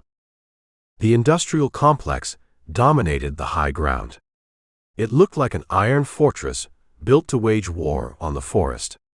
A tall chain-link fence, topped with barbed wire, surrounded the massive yard. Inside the wire, acres of stripped pine logs sat stacked in neat, towering piles, waiting for the heavy iron chains of the conveyor belts. Beyond the log yard sat the mill itself. It was an enormous structure of heavy timber beams and corrugated tin siding. A towering brick smokestack jutted into the gray sky, exhaling a thin trail of white exhaust from banked fires. The air up here smelled completely different from the town below. The stench of stale beer and horse manure vanished, replaced by the sharp, clean bite of raw pine sap, wet sawdust, and heavy machine oil. Eldridge read the layout. The main gate stood wide open, a heavy iron chain dangling from the post. The yard sat completely empty. No wagons. No draft horses. No workers. "Where is everybody?" Quinn asked. He leaned against a fence post, hugging his bound wrists to his chest. "Croft called them down to the valley," Eldridge said. "He wanted every gun he had, pointing at the jailhouse." "Well, he's going to figure out we aren't in the jailhouse pretty soon," Quinn said, his teeth clicking together. "Move," Eldridge told him. They walked through the open gate and entered the maze of stacked timber. The massive log piles offered solid cover, towering 20 feet high on either side of the dirt path. Eldridge kept his hand resting near the walnut grip of the Colt Peacemaker. He watched the shadows, looking for a lone watchman left behind, but the mill remained dead quiet. They cleared the yard and reached the side of the main building. A heavy wooden sliding door sat locked tight on an iron track. Eldridge didn't bother testing it. He walked down the tin wall until he found a standard man door built for the crew. He lifted a heavy iron pry bar resting near a stack of rusted gears, wedged it behind the door latch, and threw his weight against the iron. The wood splintered. The latch tore free. Eldridge shoved the door open. He pushed Quinn inside and followed him into the gloom. The cavernous interior of the main saw floor stretched out in front of them. The sheer scale of the machinery defied belief. Massive circular steel blades, some standing 10 feet tall, sat mounted in heavy iron carriages. Thick leather drive belts hung from ceiling pulleys like dead snakes. The floorboards lay buried under a foot of compacted sawdust. "It's a slaughterhouse," Quinn muttered, looking at the jagged teeth of the massive blades. Eldridge ignored him. He walked past the main saws, searching for a specific room.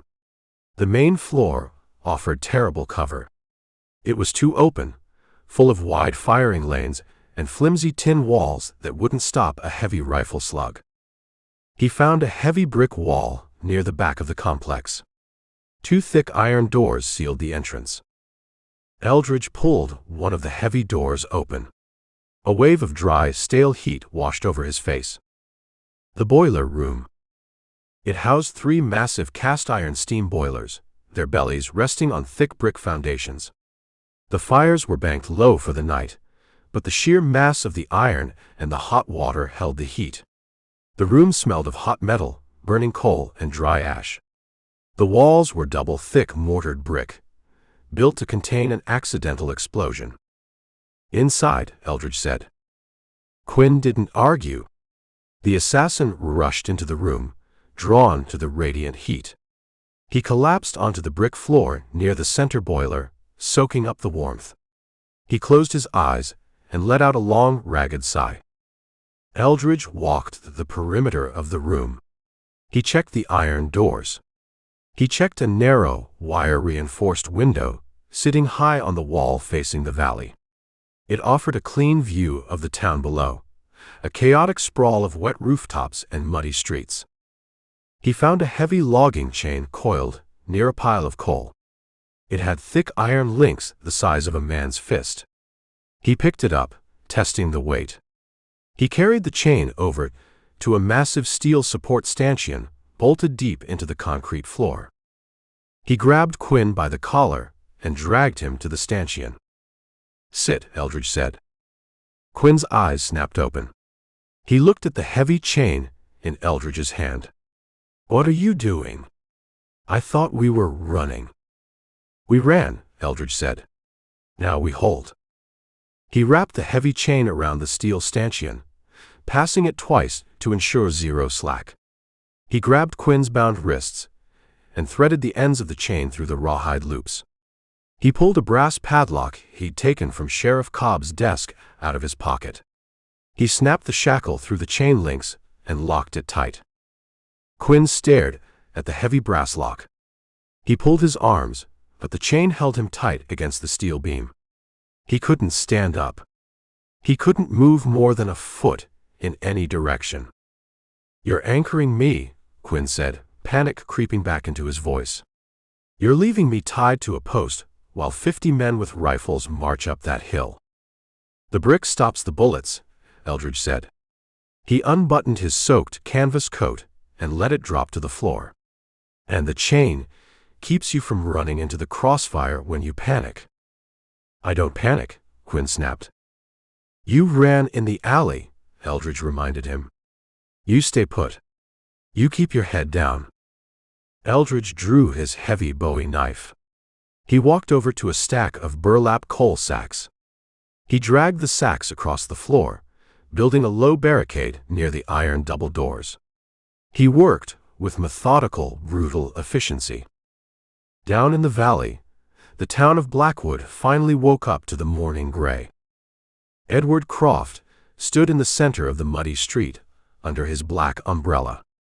He wore a fresh wool suit and a pair of polished knee-high riding boots. He watched his men work. A dozen heavy-shouldered loggers stood on the boardwalk outside the jailhouse. Two of them held a massive stripped pine log.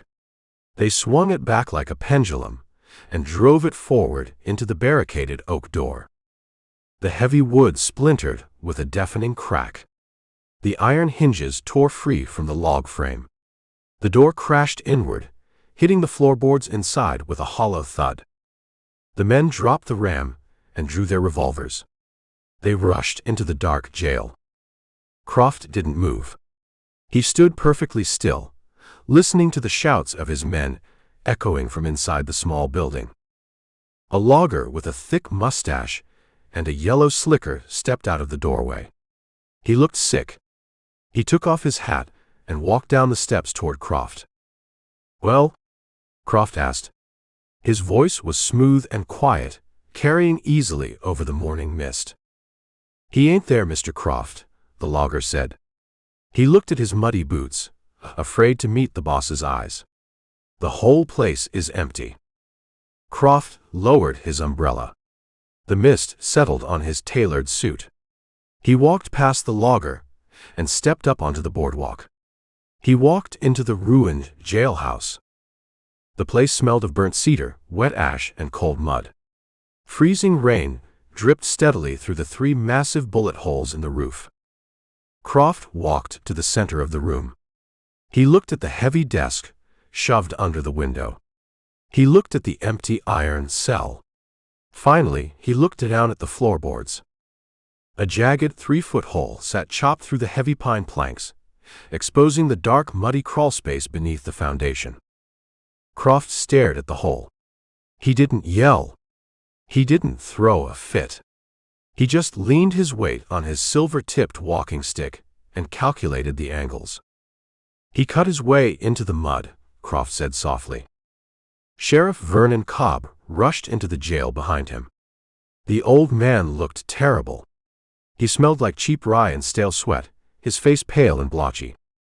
"Edward, I swear I didn't know," Cobb stammered, rubbing a trembling hand over his face. "I had men watching the front all night. I had rifles on the windows. He must have slipped out underneath." "You had men drinking whiskey under the awnings, Vernon," Croft corrected, not bothering to look at the sheriff. "You let a drifter with a piece of paper humiliate you, and then you let him walk a high-priced prisoner right out of your own building." "We'll find him," Cobb said, his voice cracking. "He can't get far on foot. The mud is too deep. The horses are all locked up." A shout erupted from the street. Croft turned around. He walked out of the jailhouse and stood on the boardwalk. A logger came sprinting down the cross street, his boots kicking up thick sprays of brown water. He reached Croft and stopped, bending over to catch his breath. "Dead men, boss," the logger gasped. "In the alley, behind your saloon. Found 3 of them. Miller, Jenkins, and the new guy. Cut up bad. Shot 2. Croft looked toward the saloon. He looked at the muddy alley leading up the slope. He didn't need a tracker to tell him the story. He read the layout of the town. He read the desperate geometry of a man on the run holding a prisoner on a tight leash. The federal man wouldn't head for the open timber. He didn't have horses. He couldn't survive the deep mud. He needed a place to hold out until the train arrived. Croft slowly lifted his chin. He looked past the muddy rooftops, past the tree line, straight up to the high ridge. The massive iron silhouette of the Blackwood lumber mill loomed against the gray sky. "He took the high ground," Croft said. A cold, genuine smile touched the corners of his mouth. "He thinks my own iron will protect him." Croft turned to his foreman, the massive bearded man standing nearby, holding a heavy lever-action Winchester. "Wake the camp," Croft said, his voice hardening into a sharp command. "I want every man you have out of their bunks. I want every rifle, every shotgun, and every box of ammunition brought to the street. Put a ring around the base of that ridge." The foreman nodded, a grim excitement lighting up his eyes. "We going to burn him out, Mr. Croft?" "I don't burn my own investments," Croft said. He tapped the silver tip of his cane on the boardwalk. "You march them up the hill. You surround the mill. And then you put a bullet in everything that breathes inside that building." Up in the boiler room, Eldridge heard the shift in the wind. He stood on a wooden crate and peered out the high, wire-reinforced window. The mist cleared just enough to reveal the valley floor. The street outside the saloon looked like a kicked anthill. Men swarmed out of the boarding houses. Lanterns flared to life, bright yellow dots clustering together and moving in a deliberate, organized wave toward the base of the ridge. They weren't hiding anymore. They weren't looking for a quiet ambush in an alley. They were coming for a war. Eldridge stepped down from the crate. He walked over to the stack of burlap coal sacks he'd arranged near the door. He picked up the Springfield carbine and checked the chamber. He slid a box of heavy .45 to 70 cartridges onto a brick ledge within easy reach. "You see them?" Quinn asked from the floor. The chain rattled against the steel post as he shifted his weight. "I see them," Eldridge said. "How many?" "Enough," Eldridge said. He pulled the heavy hammer of the Springfield to full cock. He rested the iron barrel on top of a coal sack, pointing it dead center at the iron double doors. "Keep your head down."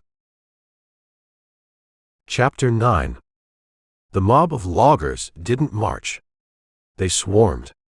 They dragged their heavy boots through the sucking mud of the ridge, a chaotic cluster of yellow lanterns and dark rain slickers pushing toward the mill. Eldridge stood by the high, wire-reinforced window of the boiler room. He watched them come. He didn't see soldiers. He saw a gang of loud, angry men fueled by cheap whiskey and a timber boss's open ledger. They carried Winchester rifles, double-barreled scatterguns, and heavy felling axes. They made entirely too much noise, shouting curses into the freezing mist, working themselves into a frenzy to ignore the cold. Behind him, Julian Quinn rattled the heavy iron chains securing his wrists to the steel stanchion. The assassin sat on the brick floor, bathed in the red glow of the banked furnaces. "They brought the whole camp," Quinn said. His voice was a tight, reedy scrape. "Look at the lanterns. You can't shoot 50 men, Sample. You don't have the bullets." "I don't need to shoot 50 men," Eldridge said. He stepped down from the wooden crate. He cracked the trapdoor of the Springfield carbine, feeling the brass rim of the heavy .45 to 70 cartridge in the chamber, then snapped it shut. "I just need to break the men yelling the loudest. The rest will remember they cut wood for a living and go home." "You're out of your mind," Quinn breathed. He pulled his knees to his chest. "Croft pays them a premium for blood. They won't stop until they drag us out of here in pieces." "Stay down," Eldridge told him. "Keep your back to the steel." Eldridge didn't wait for the mob to reach the building. A siege meant letting the enemy dictate the terms, and he had no intention of dying in a brick box while loggers took potshots through the door. He slipped out of the boiler room and into the cavernous expanse of the main saw floor. The air in the mill hung heavy with the sharp scent of raw pine sap and congealed machine oil. It was pitch black inside, save for the faint gray light bleeding through the high, grimy windows. The massive iron machinery, the 10-foot circular blades, the heavy log carriages, the thick drive belts, sat dormant like sleeping metal beasts. Eldridge moved through the maze of equipment with quiet, deliberate strides. He reached a side door made of corrugated tin and rough pine. He eased the heavy iron latch up and slipped outside into the log yard. The freezing rain hit him immediately, slicking the heavy canvas of his coat. He ducked low, pressing his back against a towering stack of stripped pine logs. The yard was a labyrinth of raw timber. The logs sat stacked 20 feet high, held in place by massive wooden chocks and heavy iron chains waiting for their turn on the saw carriage. The dirt pathways between the stacks formed deep, muddy canyons. Eldridge heard them before he saw them. Boots squelching in the mud. The metallic clatter of rifle levers. Men breathing hard from the steep climb. "Spread out," a rough voice barked. Eldridge recognized the deep, gravelly tone of Croft's bearded foreman. "Check the loading docks. Check the storage sheds. He's in here somewhere. Don't let him slip out the back." A group of a dozen men broke away from the main mob. They turned down the wide alley between the two largest timber stacks, heading straight for Eldridge's position. Lantern lights swung wildly, casting long jumping shadows across the wet wood. Eldridge didn't draw his gun. He looked up. He stood right beside the heavy iron dog catch that secured the retaining chains on the closest timber pile. Hundreds of massive stripped pine logs sat stacked above him, slick with rain, straining against the heavy iron links. Thousands of tons of dead weight. He waited. He listened to the boots splashing in the mud. He let them get close. The foreman stepped into the alleyway, a heavy Winchester held at his hip. "Check behind that pile," he ordered, waving a lantern toward the dark gap. Eldridge stepped out of the shadows. The foreman saw him. The man's eyes went wide, reflecting the yellow lantern light. He opened his mouth to shout and started to swing the barrel of his rifle around. Eldridge swung the heavy walnut stock of the Springfield carbine like a bat. He didn't hit the man. He brought the butt of the rifle down in a brutal, crushing arc directly onto the iron release lever of the dog catch. The iron snapped open with a sound like a gunshot. The heavy retaining chain whipped free, lashing through the rain. Eldridge didn't stick around to watch. The instant the iron released, he threw himself backward, diving into the narrow gap between the stacked lumber and the tin wall of the mill. The sound started as a deep, structural groan. Then the timber pile gave way. It didn't fall, it exploded. The massive, slick pine logs rolled, a terrifying avalanche of raw wood and crushing momentum. The roar of the tumbling timber drowned out the storm. The ground shook violently, vibrating through the soles of Eldridge's boots. The men in the alleyway looked up. The lantern dropped into the mud. Screams tore through the rainy night, sharp and frantic, but they were cut brutally short. The avalanche of timber swallowed the alley. Logs the size of whiskey barrels smashed into the earth, crushing everything in their path. The wood snapped and ground together with a deafening, sickening crunch. Mud sprayed 20 feet into the air. When the pile finally settled, the alleyway was gone. In its place lay a tangled, chaotic mound of raw pine. Nothing moved beneath it. The lanterns were smashed, plunging the yard back into darkness. Shouts of absolute panic erupted from the rest of Croft's men near the main gates. "What happened?" Someone screamed. "Where's the foreman?" The pile gave way. The whole pile came down. Eldridge didn't give them time to organize. He pushed himself out of the narrow gap. He raised the Springfield to his shoulder, tracked a logger standing frozen in shock near the edge of the fallen timber, and pulled the trigger. The .45-70 roared. The man took the heavy slug in the shoulder and spun into the mud. "He's in the yard," a voice yelled. "Shoot him." Gunfire erupted. Muzzle flashes stroked the darkness like lightning. Bullets chewed into the stacked timber around Eldridge, sending showers of sharp pine splinters flying through the rain. Eldridge racked the lever of the carbine, fired a blind shot to keep their heads down, and sprinted for the open side door of the mill. He threw himself inside and slammed the heavy tin door shut behind him. Bullets immediately began tearing through the thin metal siding. They pinged and ricocheted off the heavy iron machinery inside the saw floor, whining through the cavernous space. Eldridge stayed low. He scrambled behind the massive cast-iron base of the primary circular saw. He ejected the spent brass from the Springfield and shoved fresh cartridges into the loading gate by touch. The loggers weren't holding back anymore. They realized their target was trapped inside the main building. They hit the heavy wooden sliding doors at the front of the mill. Axes hacked at the wood. The iron lock shattered. The massive doors groaned and slid open, letting the storm and the angry mob inside. 24 men poured onto the saw floor. They moved cautiously now, sweeping the dark interior with their rifles. The scale of the room dwarfed them. Eldridge watched from behind the saw carriage. The loggers had the numbers, but they didn't know the terrain. He took a slow breath, letting his heart rate settle. He scanned the machinery around him. His eyes locked onto a thick, asbestos-wrapped iron pipe running along the floor and feeding directly up into the massive steam pistons that drove the log carriage. The mill ran on steam. The boilers in the back room were banked low, but they still held immense, scalding pressure in the lines. Eldridge found a large brass release valve junction near the base of the pipe, right where the loggers were creeping forward.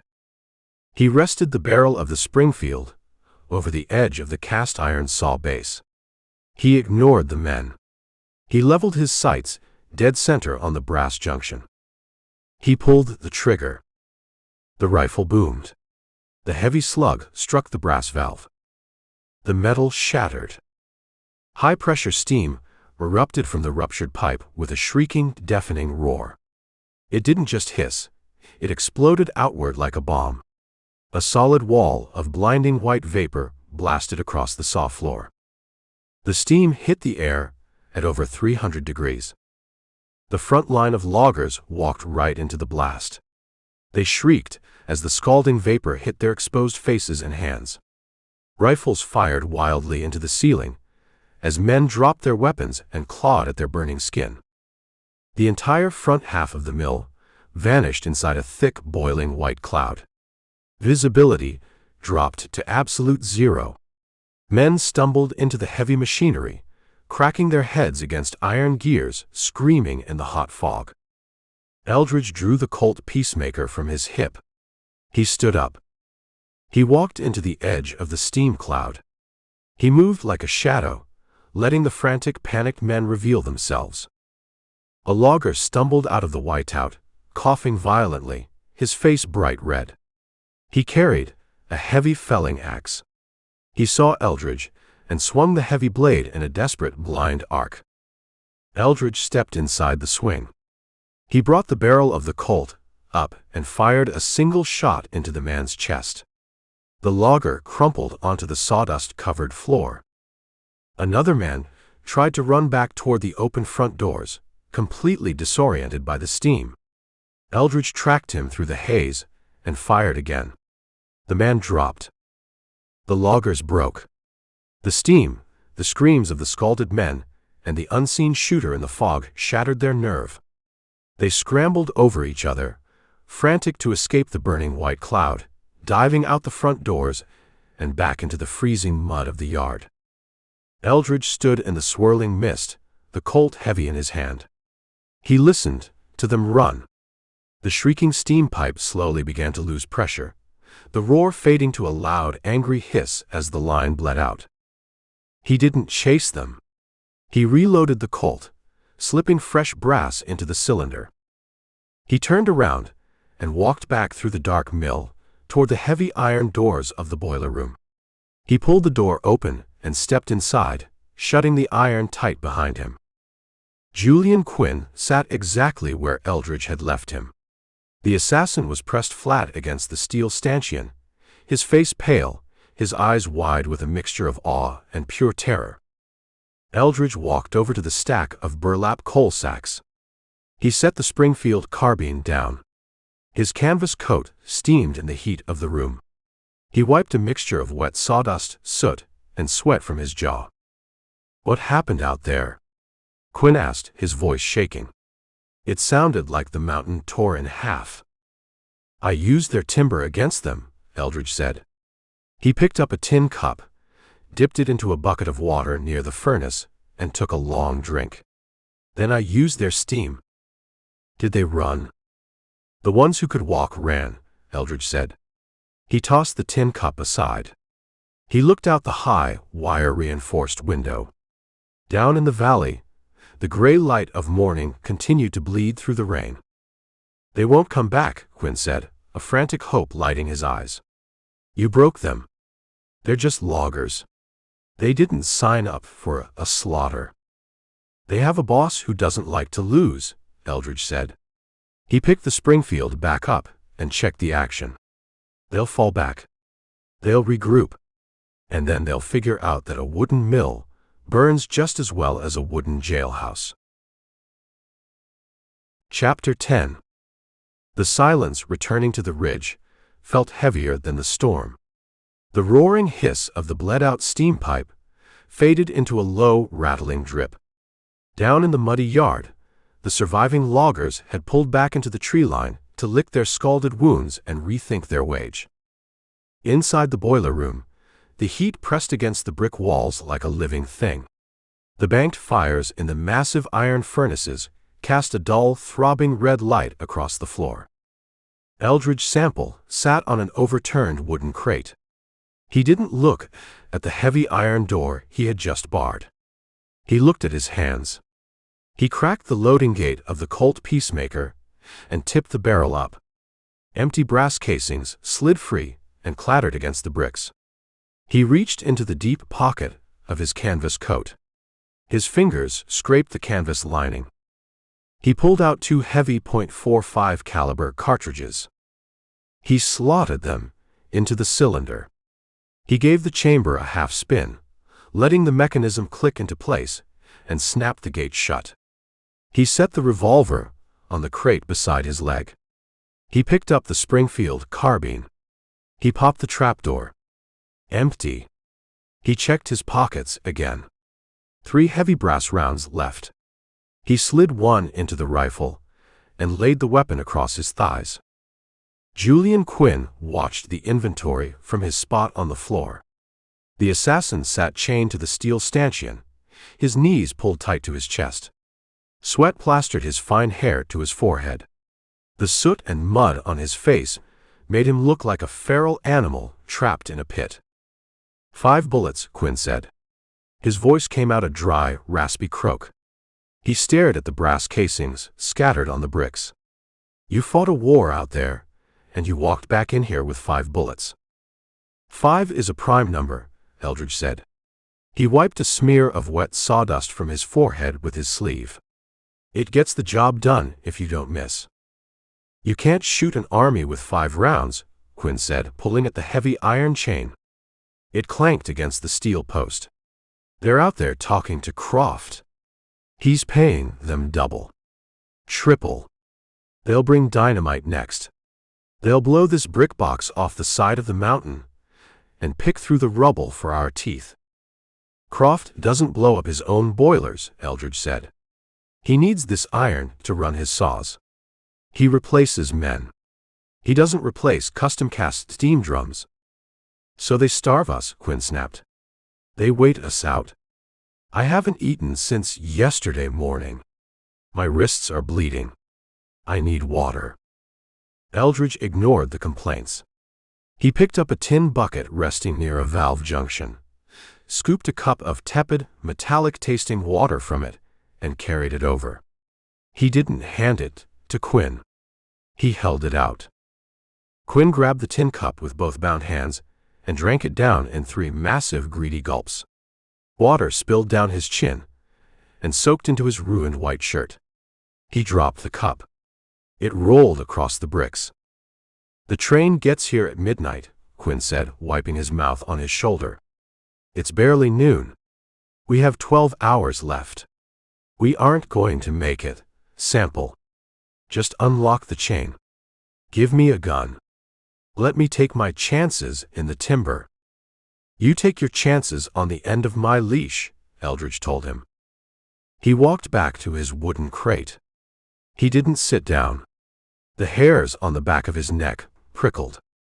The thick, dry air in the boiler room suddenly felt wrong. A sharp, metallic scrape echoed from the back wall.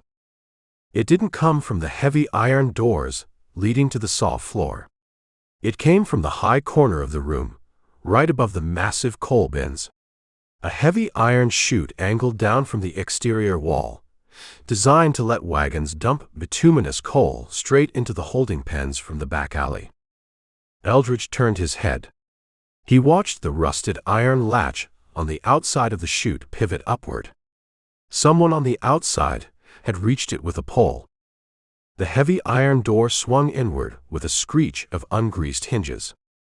A rush of freezing, damp air poured into the stifling heat of the boiler room, bringing a flurry of gray mist. Before Eldridge could bring the Springfield to his shoulder, a massive shape blocked the gray light. A man slid down the slick iron chute. He hit the pile of loose coal with a heavy, crunching thud, sending a cloud of black dust billowing into the air. Eldridge recognized the sheer mass of the intruder instantly. He recognized the thick, untrimmed black beard and the heavy leather apron worn over a wool flannel shirt. It was the same logger who had yielded the muddy street to the bay horse the day before. The man didn't carry a rifle. Rifles were awkward in a sliding breech. He carried a peavy hook. The logging tool featured a 5-foot handle of solid hickory, as thick as a man's wrist. A heavy iron spike jutted from the end, designed to bite deep into raw timber. A curved, swinging iron arm hung loose near the spike, built to grab and roll logs that weighed thousands of pounds. In the hands of a giant, it was a devastating medieval polearm. The bearded man stood up. He shook the coal dust from his shoulders. He looked at Eldridge. He looked at the Springfield carbine. He didn't show a trace of fear. He showed the flat, dead-eyed focus of a man earning a very large bounty. Croft said you'd hole up in the heat, the logger said. His voice sounded like rocks grinding together at the bottom of a river. You should have stayed in the street, Eldridge said. Eldridge raised the rifle. He didn't hesitate. He pulled the trigger. The bearded man anticipated the shot. He threw his massive frame sideways the instant Eldridge's shoulder tensed. The .45 to 70 slug tore through the heavy leather apron, skimming the man's ribs and shattering a brick on the wall behind him. Red clay dust exploded into the air. The logger didn't retreat. He used the momentum of his dive to launch himself forward. He closed the 20 feet between them with terrifying speed for a man his size. He swung the peavy hook in a brutal, sweeping arc. Eldridge dropped to one knee. The heavy hickory handle whistled over his head, displacing the hot air. The iron spike slammed into the side of the cast-iron boiler with a deafening, ringing crash. Sparks showered across the floor. Eldridge tried to cycle the lever of the Springfield to load his next round, but he didn't have the space. The logger ripped the peavy hook back, reversing his grip. He drove the heavy wooden shaft straight down like a spear. Eldridge brought the rifle up to block. The hickory shaft smashed into the barrel of the Springfield. The impact sent a jarring shockwave straight up Eldridge's arms. His fingers went numb. The rifle flew from his grip, clattering across the bricks and sliding under the massive iron belly of the furnace. Eldridge was disarmed. The logger let out a low grunt of satisfaction.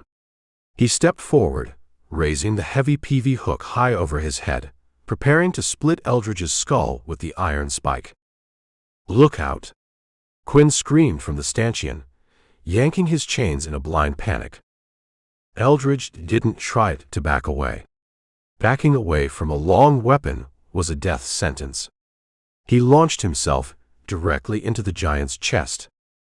He drove his left shoulder hard into the logger's sternum, wrapping his arms around the man's thick waist. The impact knocked the giant off balance, robbing the downward swing of its lethal power. The iron spike bit deep into the brick floor, inches from Eldridge's boot. The logger roared. He dropped the PV hook. He wrapped his massive, calloused hands around Eldridge's back and squeezed. The pressure was immense. Eldridge felt his ribs groan under the strain. The man smelled of wet wool, stale tobacco, and fresh coal dust. The logger tried to lift him off his feet, intending to bend his spine backward until it snapped. Eldridge fought for air. He slammed the heel of his boot down hard onto the logger's instep. He followed it with a brutal, driving knee into the man's groin. The giant grunted, his grip loosening just enough. Eldridge tore himself free. He stumbled backward, gasping for breath, the heat of the room suddenly suffocating. The logger recovered fast. Fierce anger burned in his dark eyes. He reached down and snatched the PV hook from the bricks. He swung it like a baseball bat, aiming for Eldridge's ribs. Eldridge dove right. The swinging iron hook caught the thick canvas of his coat, tearing a massive gash in the fabric and slicing a shallow line across his ribcage. The pain flared hot and sharp. Eldridge hit the floor and rolled. He came up in a crouch near a heavy wooden workbench littered with boiler tools. The logger turned, advancing slow now, stalking his prey. He twirled the heavy hickory shaft in his massive hands, waiting for Eldridge to make a mistake. "You move good for a drifter," the logger said, spitting a wad of dark tobacco juice onto the hot bricks where it sizzled and smoked. "But you're running out of floor." Eldridge didn't answer. He reached to his belt. He drew the heavy Bowie knife. The staghorn handle fit perfectly in his palm. The long, thick steel blade caught the red glow of the furnace. It was a terrible matchup. A 10-inch blade against a 5-foot polearm. The logger smiled through his beard. He lunged. He faked a high swing, then instantly dropped his shoulder and swept the heavy iron hook low, aiming to shatter Eldridge's kneecaps. Eldridge didn't jump back. He jumped forward.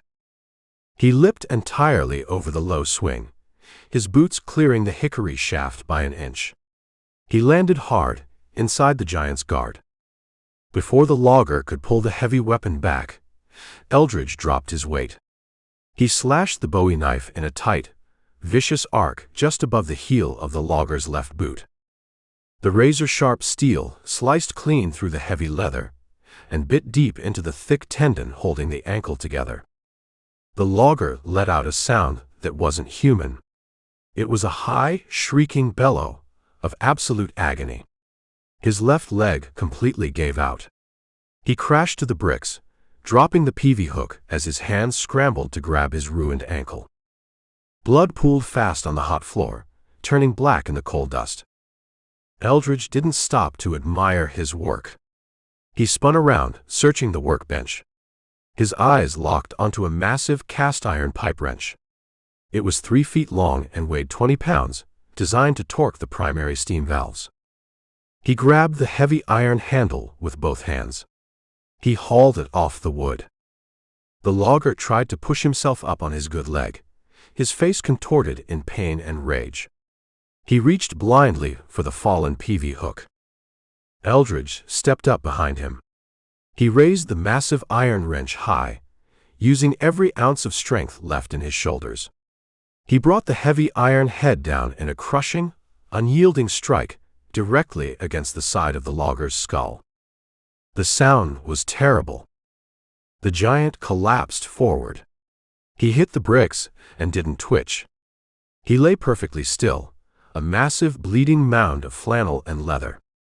Eldridge dropped the wrench. It clanged against the floor. He stood over the body, his chest heaving, sucking in the hot, dry air. He pressed his left hand against the gash on his ribs. His fingers came away, slick with warm blood. The pain throbbed in time with his racing heart. He looked over at Julian Quinn. The assassin was pressed as far back against the steel stanchion as his chains allowed. His eyes were wide, fixed in sheer terror on the blood pooling across the bricks. The sophisticated killer from the city alleys had just witnessed the raw, primal butchery of the high timber, and it broke something inside him. "You killed him," Quinn whispered, his voice trembling. "He was the size of a mountain, and you chopped him down like a tree." "I broke his base," Eldridge said. His voice was a harsh rasp. Eldridge walked slowly back to the overturned crate. He picked up the Colt Peacemaker. He holstered the heavy revolver at his hip. He walked over to the furnace, dropped to one knee, and retrieved his Springfield carbine from underneath the iron belly. He checked the action to make sure the breech wasn't jammed with dust. He stood up. He walked to the high, wire-reinforced window facing the valley. He wiped the grime from the glass with his bloody sleeve and looked out. The freezing rain continued to fall, turning the world outside into a gray, muddy blur. Nothing moved in the log yard. Croft's men had seen their giant slide down the chute, and they were waiting for him to open the door. He wasn't going to open it. "Did they hear it?" Quinn asked, pulling his knees back to his chest. "Are they coming?"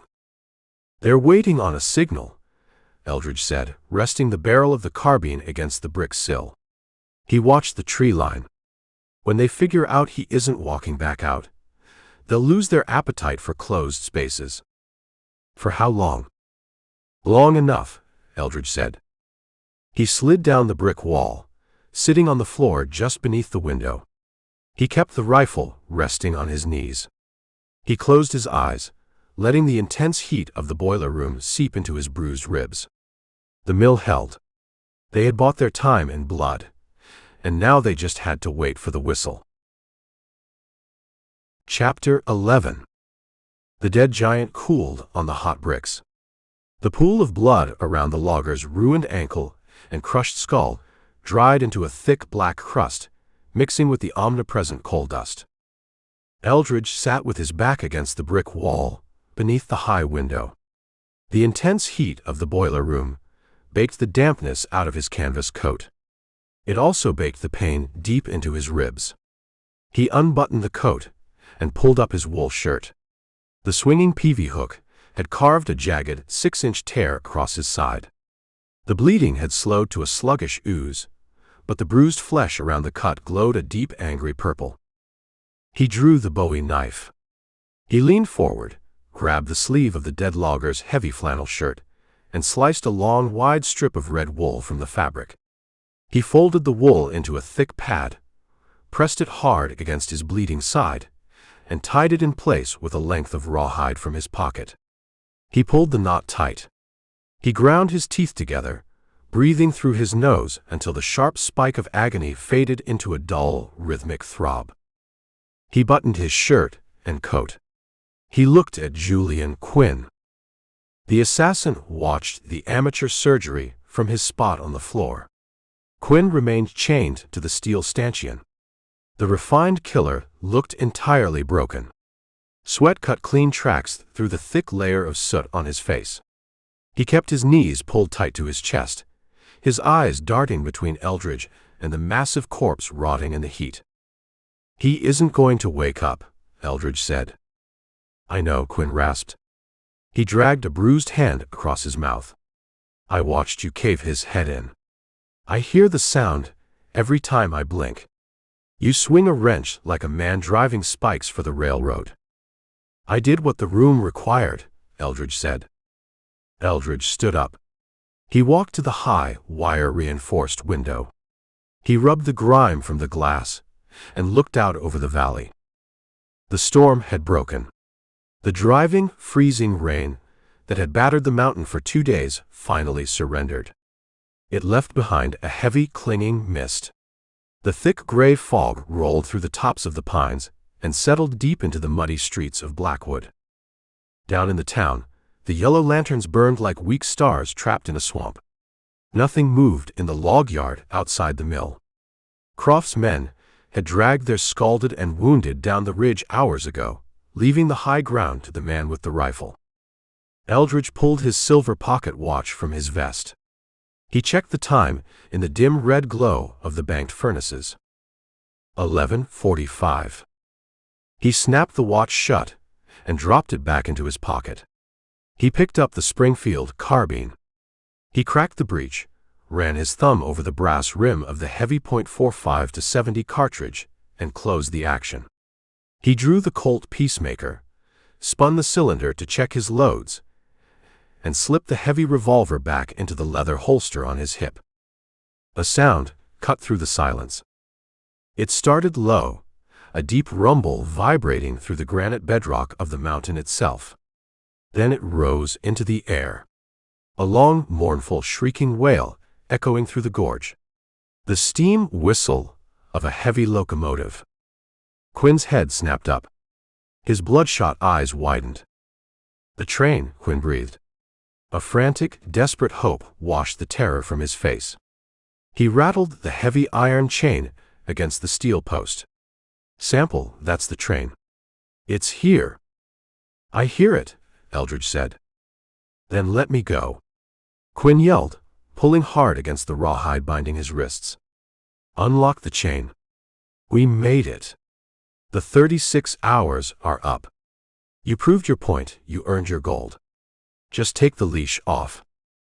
Eldridge walked over to the stanchion. He reached into his pocket and pulled out the small brass key he took from the sheriff's desk. He knelt in the coal dust, slipped the key into the heavy padlock, and turned it. The shackle popped open with a sharp click. Eldridge unwrapped the heavy iron links. He didn't cut the rawhide binding Quinn's wrists. Quinn scrambled to his feet the second the chain fell away. He staggered, his legs cramped from sitting on the bricks for a day and a half. He leaned against the steel beam, rubbing his arms, his chest heaving. "You walk in front of me," Eldridge told him. "You stay within arm's reach. You try to run in the fog. I put a bullet in your leg and drag you down the mountain by your collar. You understand the arrangement?" "I understand," Quinn said, coughing in the dry heat. "Just get me out of this slaughterhouse." Eldridge walked to the heavy iron double doors. He gripped the handle and threw his weight backward. The door groaned open. The freezing mountain air rushed into the sweltering boiler room. The sudden temperature drop hit them like a physical blow. The mist rolled over the threshold, swirling around their boots in thick gray tendrils. Eldridge stepped out into the log yard. Quinn followed close behind, shivering violently the instant the damp cold pierced his ruined white shirt. The yard looked like a graveyard of dead timber. The massive stacks of stripped pine loomed out of the fog, casting long black shadows. The mud underfoot had begun to freeze, turning the deep ruts into jagged ridges of hard clay. Eldridge moved with deliberate caution. He kept the Springfield held low at his hip, his finger resting lightly on the trigger guard. He scanned the gaps between the wood piles. He listened past the dripping water and the howling wind. "They're gone," Quinn whispered, his teeth chattering. He looked around the empty yard. "You broke them. They left us a clear path." "Croft doesn't clear paths," Eldridge said. "He regroups." They reached the open chain-link gate at the edge of the mill compound. The steep, muddy trail leading down to the town sat buried in the heavy mist. Eldridge started the descent. The footing was treacherous. The freezing mud offered zero traction. Eldridge dug the heels of his boots into the slick clay, leaning backward to keep his balance. Quinn slid twice, dropping to his knees and tearing his tailored trousers on the sharp rocks embedded in the slope. Eldridge didn't offer a hand. He waited for the assassin to push himself back up, keeping the rifle pointed into the fog. The descent took 30 grueling minutes. The thick mist swallowed the town, reducing the buildings to dark, blocky shapes. They reached the bottom of the ridge and stepped onto the main cross street. Blackwood sat dead quiet. The relentless, driving noise of the timber camp had vanished. The saloons were dark.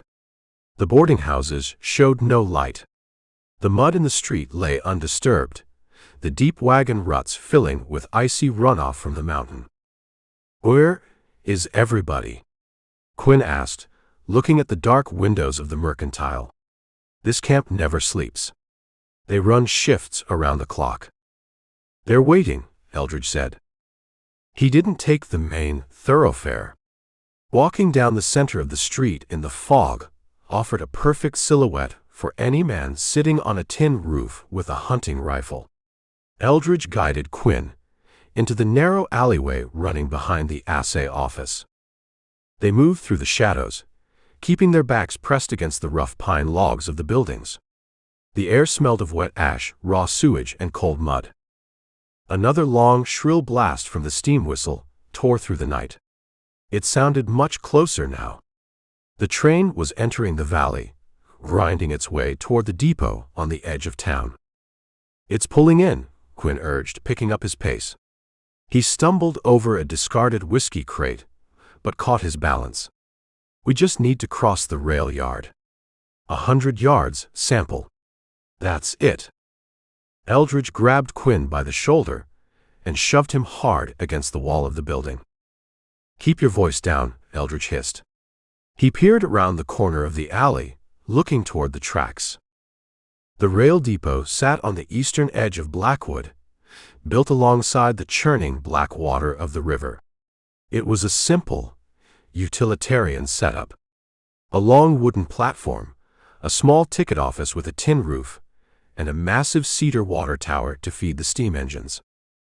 Through the swirling mist, Eldridge saw the glow of the locomotive's headlamp. A blinding beam of white light cut through the fog, illuminating the falling sleet and the dark, icy water of the river. The massive iron machine ground along the tracks, hauling 3 heavy boxcars, a flatbed loaded with iron rails, and a reinforced steel transport car near the rear. Sparks showered from the undercarriage as the engineer threw the air brakes. The heavy steel wheels shrieked against the iron rails, a deafening, metallic squeal that vibrated through the mud. The train hissed to a slow, shuddering halt alongside the wooden platform. Thick clouds of white steam billowed from the release valves, mixing with the gray mountain fog to create an impenetrable soup of white vapor. Eldridge watched the train from the shadows of the alley. He didn't move. "What are we doing?" Quinn demanded, a frantic edge returning to his voice. He strained to see through the mist. "It's right there. The federal marshals are in that steel car. Walk me over there and collect your money." "You look at the platform," Eldridge said. Quinn squinted through the fog. "I don't see anything. It's empty." "Exactly," Eldridge said. He read the scene. A federal transport train, carrying armed marshals and a vault full of cash, doesn't pull into a company town in the dead of night without a reception. The depot master should be on the platform with a lantern. The yard workers should be moving to check the couplings and fill the water tender. The platform sat completely abandoned. No lanterns, no movement, just the hissing steam and the blinding white headlamp. "Croft owns the town," Eldridge said softly, his eyes scanning the dark shapes of the storage sheds lining the rail yard. "He owns the mill. He owns the sheriff. You think he doesn't own the man who throws the track switches?" Quinn swallowed hard. His chest hitched. He set a trap. "He pulled his men back from the mill because he knew we had to come to the train," Eldridge said. He thumbed the heavy hammer of the Springfield carbine back to full cock. The metallic click sounded loud in the damp alley. "He funneled us right to the door." "Then we don't go out there," Quinn said, pressing himself flat against the wet logs of the building. "We wait in the dark. The marshals will come out looking for me." "Marshals don't leave the steel car in a blind fog," Eldridge corrected. "They stay behind the armor. They wait for the bounty man to knock on the door. The train takes on water, builds steam, and leaves in 20 minutes. We miss it. We stay in Blackwood forever." Eldridge stepped out from the cover of the alley. He didn't crouch. He didn't try to hide. He walked into the open expanse of the muddy rail yard, holding the Springfield ready at his hip. "Walk," Eldridge commanded, looking back at the assassin. Quinn hesitated. He looked at the deep shadows between the storage sheds. He looked at the hissing steam train. Pure survival instinct warred with the absolute certainty that the man in the canvas coat would shoot him if he ran. Quinn stepped out of the alley. He walked in front of Eldridge, his bound hands held tight to his chest, his head swiveling wildly in the fog. They crossed the mud. The mud sucked at their boots, slowing their progress. The distance to the wooden platform felt like a mile. The closer they got, the louder the hissing steam from the locomotive became, drowning out any sound of movement in the yard. They reached the edge of the wooden platform. Eldridge stepped up onto the wet boards. He moved toward the rear of the train, looking for the reinforced steel car. He ignored the passenger coaches. He ignored the flatbed. He found the steel car near the caboose. It had heavy sliding doors, reinforced with iron rivets, and narrow gun slits cut into the thick metal siding. A single, heavy iron latch held the main door shut. Eldridge walked up to the heavy steel door. He raised the stock of his rifle and pounded the heavy walnut butt 3 times against the metal. The sound rang out, sharp and clear. "Federal warrant delivery," Eldridge shouted, his voice carrying over the hissing steam. "Open the door." Silence answered him. Eldridge frowned. He pounded the wood against the steel again. "I have the prisoner. Open the door." A small, heavy iron slot slid open near the center of the door. A pair of eyes peered out from the darkness inside the car. "You're a day late and $1 short, bounty man," a rough voice called from inside the steel box. "The mud slowed us down," Eldridge said. "Open the latch. I want him in chains, and I want my gold." "I can't open the door," the voice said. "You have federal authority," Eldridge argued, his grip tightening on the rifle. "Throw the latch." "I don't care about federal authority right now," the man inside yelled back. "I care about the tracks. You look down the line, mister. You look at the river." Eldridge turned his head. He looked past the massive steam engine, peering down the iron tracks where they curved along the edge of the black water. The white beam of the locomotive's headlamp illuminated the problem. A massive pine log, 4 feet thick and 40 feet long, lay directly across the iron rails. And another on top of that. And another. Croft hadn't just ambushed the yard. He had ordered his men to release a section of the river's log boom. The massive raw timbers had washed up onto the bank and completely blocked the tracks. Thousands of tons of dead wood. The train was trapped. "The engineer isn't moving until those tracks are clear," the marshal yelled through the slot. "And I'm not opening this armored door until this train is moving. You clear the wood, you get your gold." The iron slot slammed shut with a heavy clang. Eldridge stared at the massive barricade of raw timber blocking the tracks. He heard the squelch of boots in the mud behind him. Not one pair. Dozens. He turned around. The fog began to part. The men stepped out from behind the wooden storage sheds. They stepped out from the dark ticket office. They stepped out from the shadows of the water tower. 30 men. Loggers and enforcers, holding Winchester rifles and heavy shotguns. They formed a wide, deadly half-circle around the wooden platform, cutting off any chance of retreat. The crowd parted near the center. Edward Croft walked forward. He held a black umbrella over his head, shielding his tailored wool suit from the mist. The silver tip of his walking stick tapped a slow, deliberate rhythm on the wooden planks of the platform. Croft stopped 20 feet away. He looked at Eldridge. He looked at Julian Quinn. He smiled, a cold, empty expression that didn't reach his slate-gray eyes. "I told you, Mr. Sample," Croft said, his smooth voice carrying easily over the hissing steam. "I do not let my lumber reach the market late. And I do not let federal paper dictate the terms in my valley." Croft tapped his cane on the wood. "Now," Croft said softly, "let us balance the ledger." Chapter 12. The hissing steam from the locomotive filled the silence following Edward Croft's command. 30 men tightened their grips on their rifles, waiting for the timber boss to give the final nod.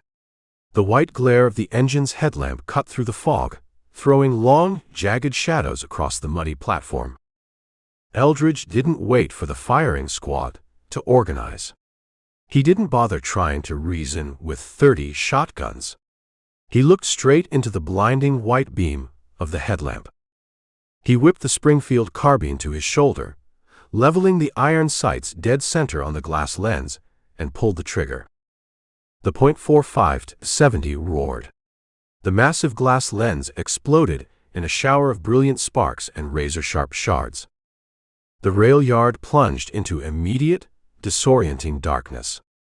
The sudden absence of the blinding beam left the loggers completely night-blind, their eyes struggling to adjust to the gray mist and the faint glowing embers of the engine's firebox. "Shoot him," Croft bellowed, his smooth composure shattering in the dark. Gunfire erupted from all sides. A chaotic swarm of bullets tore through the fog, but the loggers were firing at a ghost. The instant Eldridge pulled his trigger, he dropped. He grabbed a fistful of Julian Quinn's ruined white shirt and dragged the assassin off the wooden platform, diving straight into the freezing mud beneath the reinforced steel transport car. They hit the sludge hard. Bullets chewed the edge of the platform, inches above their heads. Heavy slugs sparked and whined against the thick iron armor of the train car directly over their backs. The deafening clamor of ricochets ringing against the steel undercarriage sounded like a blacksmith's shop descending into madness. "I'm shot," Quinn shrieked, thrashing blindly in the mud. "They hit me." "It's just mud and splinters," Eldridge hissed, pinning the man down with a forearm across his throat. "Keep your face in the dirt, or they'll take your head off." Eldridge rolled onto his side, in the tight clearance beneath the train. The air down here tasted of dripping grease, wet rust, and raw coal.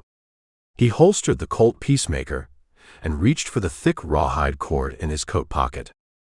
He grabbed Quinn's bound wrists and hauled them toward a thick iron brake rod running parallel to the axle. Working strictly by feel, in the pitch black, Eldridge lashed the assassin's bindings to the cold iron, tying a brutal series of square knots. "What are you doing?" Quinn panicked, yanking against the unyielding metal. "You're tying me to the train. If they find me under here, they'll butcher me." "If you run in that fog, they'll shoot you by accident," Eldridge said, pulling the final knot tight. "Stay quiet. Let the armor take the bullets." Eldridge didn't linger to offer comfort.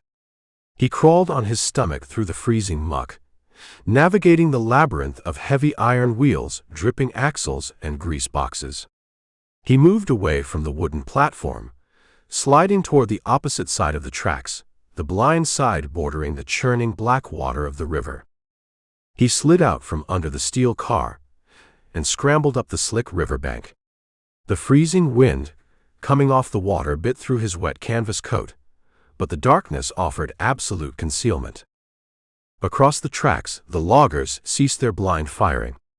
The click of rifle levers and the snap of breaking shotguns echoed through the mist as men reloaded. "Hold your fire, you idiots!" Croft's voice rang out, raw and furious. "You're shooting my train. Spread out. Check the platform. Find the bodies." Eldridge moved down the line of train cars, keeping his back pressed against the cold steel of the flatbed loaded with rails. He needed to thin the herd. He couldn't fight an army in a pitched battle, but a fog-drenched rail yard littered with storage sheds and coal hoppers provided the perfect hunting ground. 2 loggers crept around the rear of the caboose, lanterns held high, illuminating the swirling gray fog. They stepped onto the riverbank, their boots crunching on the icy gravel. "I don't see blood," one of them muttered, sweeping his Winchester back and forth. "Maybe he jumped in the river." Eldridge stepped out from the deep shadow of the flatbed. He didn't use the rifle. The flash would give away his position to the rest of the yard. He drew the Bowie knife, reversed his grip, and closed the distance in 3 silent strides. He clamped a leather-gloved hand over the first man's mouth, wrenching his head backward, and drove the heavy staghorn pommel into his temple. The logger's knees buckled instantly. As the man crumpled, Eldridge ripped the lantern from his loose grip and set it gently on the gravel, snuffing the flame. The second logger turned, confused by the sudden darkness. "Miller!" Eldridge lunged out of the gloom. He drove his left shoulder into the man's chest, knocking the Winchester aside, and swept the logger's legs out from under him. The man hit the riverbank hard, the breath rushing from his lungs in a sharp wheeze. Before he could suck in air to scream, Eldridge brought the heavy steel barrel of the Colt down across his jaw, putting him to sleep. 2 down. 28 left. Eldridge stepped up onto the coupling between the flatbed and the nearest boxcar. He vaulted over the iron linkage, landing softly in the deep mud on the yard side of the train. He was behind them now. The bulk of Croft's men formed a loose, disorganized semicircle around the empty platform, their backs to the dark maze of the rail yard. They were looking at the armored car, waiting for the bounty hunter to miraculously appear. Eldridge faded into the shadows of a towering cedar water tank. "He isn't on the platform, Mr. Croft," a gruff voice reported from the mist. "And the federal man inside the car ain't opening the door." "Then he crawled under the train," Croft snapped. The timber baron stood near the ticket office, safely surrounded by a tight ring of his personal enforcers. He pointed his silver-tipped cane at the rolling stock. "Flush him out. Get under there and drag him into the light." Nobody moved. Crawling into a pitch-black, 2-foot gap under a steel train car to hunt a killer was a suicide mission, and the men swinging the axes knew it. "I said move," Croft yelled. A burly logger in a yellow slicker finally broke from the pack. He grabbed a lantern and approached the edge of the platform, dropping to his knees. He leaned over, thrusting the light under the flatbed. Eldridge rested his Springfield carbine against the wooden support leg of the water tank. He drew a bead on the yellow slicker. He squeezed the trigger. The rifle cracked, a sharp whip snap in the damp air. The logger took the bullet in the shoulder. He spun backward, dropping the lantern, and landed flat on his back on the wet planks.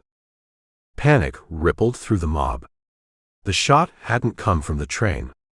It came from the yard. "He's behind us," someone screamed. The loggers spun around, firing blindly into the fog. Bullets tore into the wooden storage sheds, punched through empty whiskey crates, and thudded into the thick legs of the water tower, missing Eldridge entirely. Eldridge didn't stick around to return fire. He racked the lever of his rifle, ejecting the smoking brass, and sprinted through the mud to his next piece of cover, a long, low coal bunker. He popped up from behind the sloped wooden walls, tracked a man trying to coordinate the mob near the ticket office, and fired. The logger dropped his shotgun and clutched his knee, howling in pain. Eldridge ducked back down, moving swiftly down the length of the bunker. He popped up 10 yards away, fired another round, and shattered a lantern held by a man near the sheds. The tactic worked flawlessly. By moving constantly and firing from different angles in the thick fog, Eldridge created the illusion of multiple shooters. Croft's men were entirely disorganized, shooting at shadows and shouting over one another. "Stop shooting, you fools!" Croft screamed, his voice cracking with genuine panic. The refined businessman was completely unraveling. "You're wasting ammunition. Form a line. Sweep the yard." The foreman, a thick-necked brute carrying a double-bitted felling axe, tried to rally the men. "You heard the boss. Line up. We push him back toward the river." Eldridge crouched behind a rusted iron boiler, waiting for transport. He wiped a mixture of freezing rain and sweat from his eyes. A sweeping line was dangerous. It eliminated the blind spots. He needed to break their formation before it started. He looked around his immediate environment. He spotted a hand-cranked flat car sitting on a spur track, loaded with rusted iron spikes and discarded rail ties. Eldridge holstered his weapons.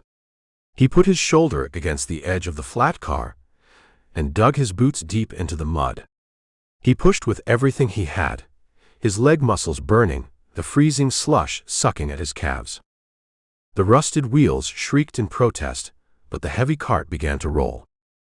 The spur track sloped slightly downward, feeding back into the main yard. Once the cart gained momentum, Eldridge let it go. The heavy flat car rumbled through the mist, picking up speed, the iron wheels clattering loudly against the rails. The loggers heard the noise rolling toward them out of the fog.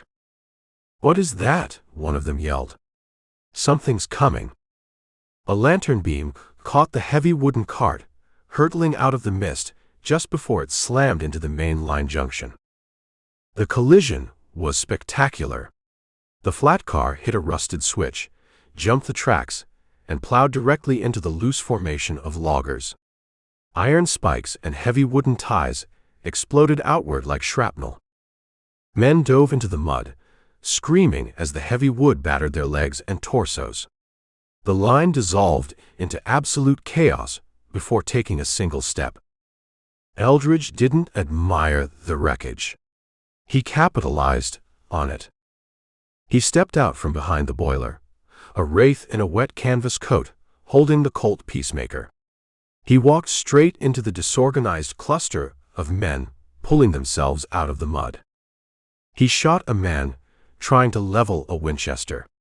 He stepped past a logger clawing for a dropped revolver and kicked the gun into a deep puddle. He didn't shoot to kill if a crippling wound or a brutal strike sufficed. Dead men were quiet, but wounded men screamed, and screams amplified the terror. A logger swung a pickaxe handle in a desperate wide arc.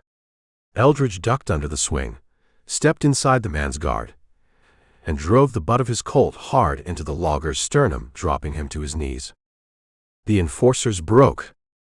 The unseen shooter, the careening cart, the impenetrable fog, and the shrieking of their wounded friends shattered their nerve. They weren't soldiers. They were men paid a few extra dollars to bully drunks and intimidate striking workers. They didn't sign up to fight a phantom in the dark. Loggers began throwing their weapons into the mud and sprinting for the open streets of town, desperate to escape the rail yard. "Stand your ground," Croft shrieked, striking a fleeing logger across the back with his silver-tipped cane. "I pay you. You stand your ground." The man ignored him, scrambling away into the mist. Within 3 minutes, the grand army of Blackwood evaporated. The yard fell quiet, save for the hissing steam of the locomotive and the groans of the injured men writhing in the mud. Eldridge reloaded his Colt, sliding fresh brass into the cylinder by touch. He looked across the foggy yard toward the small, tin-roofed ticket office. Edward Croft stood on the porch, clutching his umbrella and his walking stick. He was entirely alone. His 6 personal bodyguards, the men paid the most to stay the longest, had retreated inside the office, leaving their boss exposed on the steps. Eldridge walked out of the mist. He didn't hurry. His boots squelched a slow, deliberate rhythm in the mud. He kept the Colt held relaxed at his side. Croft saw him coming. The timber baron's face went completely pale. His slate-gray eyes usually so cold and calculating, darted frantically around the empty yard, searching for the army that had abandoned him. "Your ledger is looking a little light, Croft," Eldridge called out, his voice echoing over the quiet rail yard. Croft didn't answer. He turned, grabbed the brass handle of the ticket office door, and threw himself inside, slamming the heavy wood shut behind him. Chapter 13. The silence hanging over the rail yard felt thicker than the fog. The mob of angry loggers had dissolved, leaving behind a scattering of dropped shotguns and boots lost in the deep mud. Only the rhythmic, metallic hiss of the trapped locomotive broke the quiet. Eldridge stood in the mist, 30 feet from the depot ticket office. He checked the load in his Colt Peacemaker by touch. 3 brass cartridges remained in the cylinder. The Springfield carbine hung empty on his shoulder. He slipped the long gun off and laid it gently across a rusted barrel. The coming fight required short steel and tight corners. He drew the staghorn Bowie knife with his left hand. The ticket office resembled a fragile wooden island floating in a sea of gray vapor. Lantern light bled through the drawn canvas shades, painting thin jaundiced stripes across the porch planks. Eldridge didn't march up the front steps. Walking through a centered oak door framed by light invited a firing squad to do their easiest work.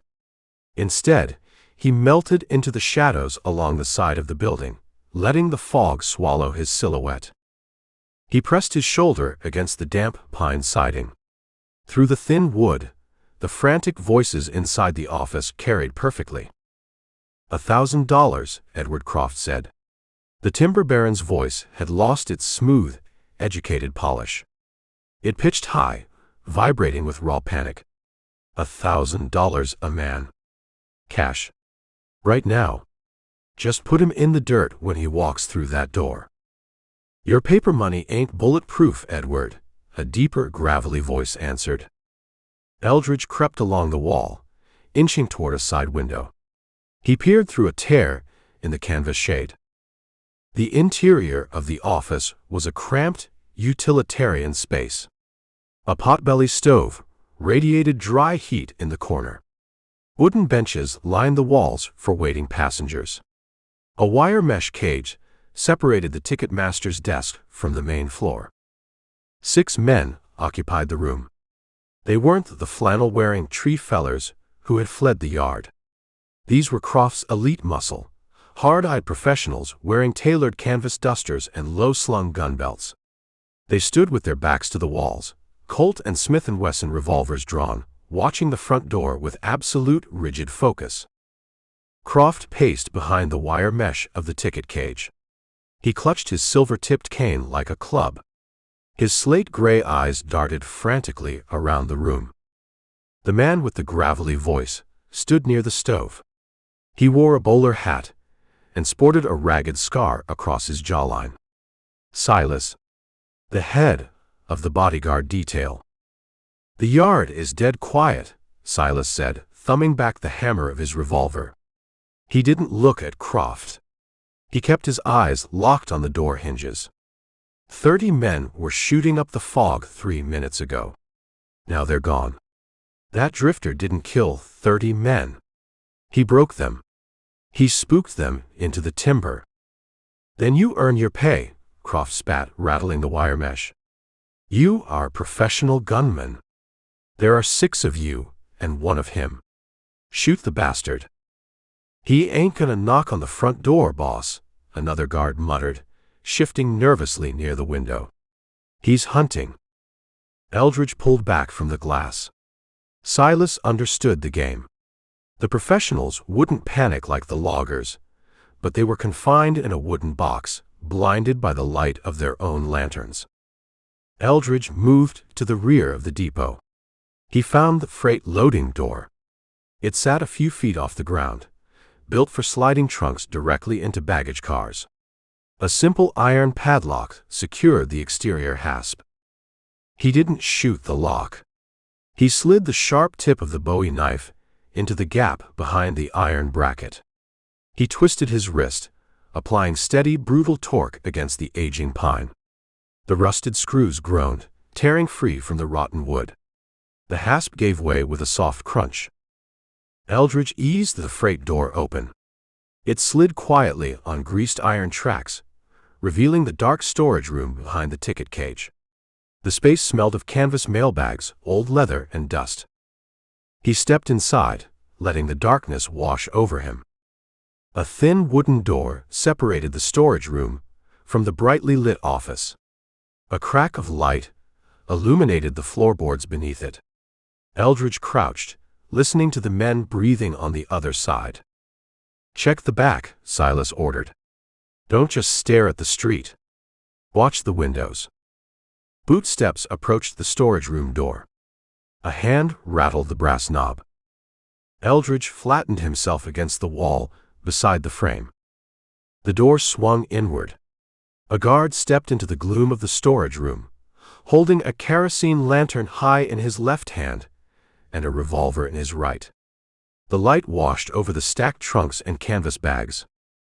The man squinted into the shadows. He took a breath to call out an all clear. Eldridge struck. He stepped out of the blind spot. He grabbed the guard's gun wrist, twisting the bones outward with a violent wrench. The man grunted in surprise, his fingers opening. Before the revolver could hit the floor, Eldridge drove the pommel of his knife hard into the guard's temple. The man folded instantly. Eldridge caught him by the lapels, lowering the unconscious guard to the floorboards without a sound. He snatched the lantern from the falling hand and set it gently on a steamer trunk. "One down. 5 remaining." "Miller," Silas called out from the main office. "What do you see?" Eldridge didn't answer. He picked up the guard's dropped revolver, checking the weight. A fully loaded Smith & Wesson Schofield. He shoved his nearly empty peacemaker into his holster and kept the captured weapon. "Miller," Silas yelled, the tension cracking his composure. Eldridge kicked the storage room door wide open. He didn't step through the frame. He stayed in the dark, leveling the Schofield at the ceiling of the main office. He squeezed the trigger twice. The deafening roar of the gunshots in the confined space shattered the tension. The bullets pulverized the large glass reservoir of the primary oil lamp hanging from the ceiling rafters. Kerosene exploded in a shower of sparks and broken glass. The main light source died instantly. A secondary lamp on the ticket desk sputtered and cast long, erratic shadows across the room. Chaos erupted. The bodyguards reacted on pure instinct.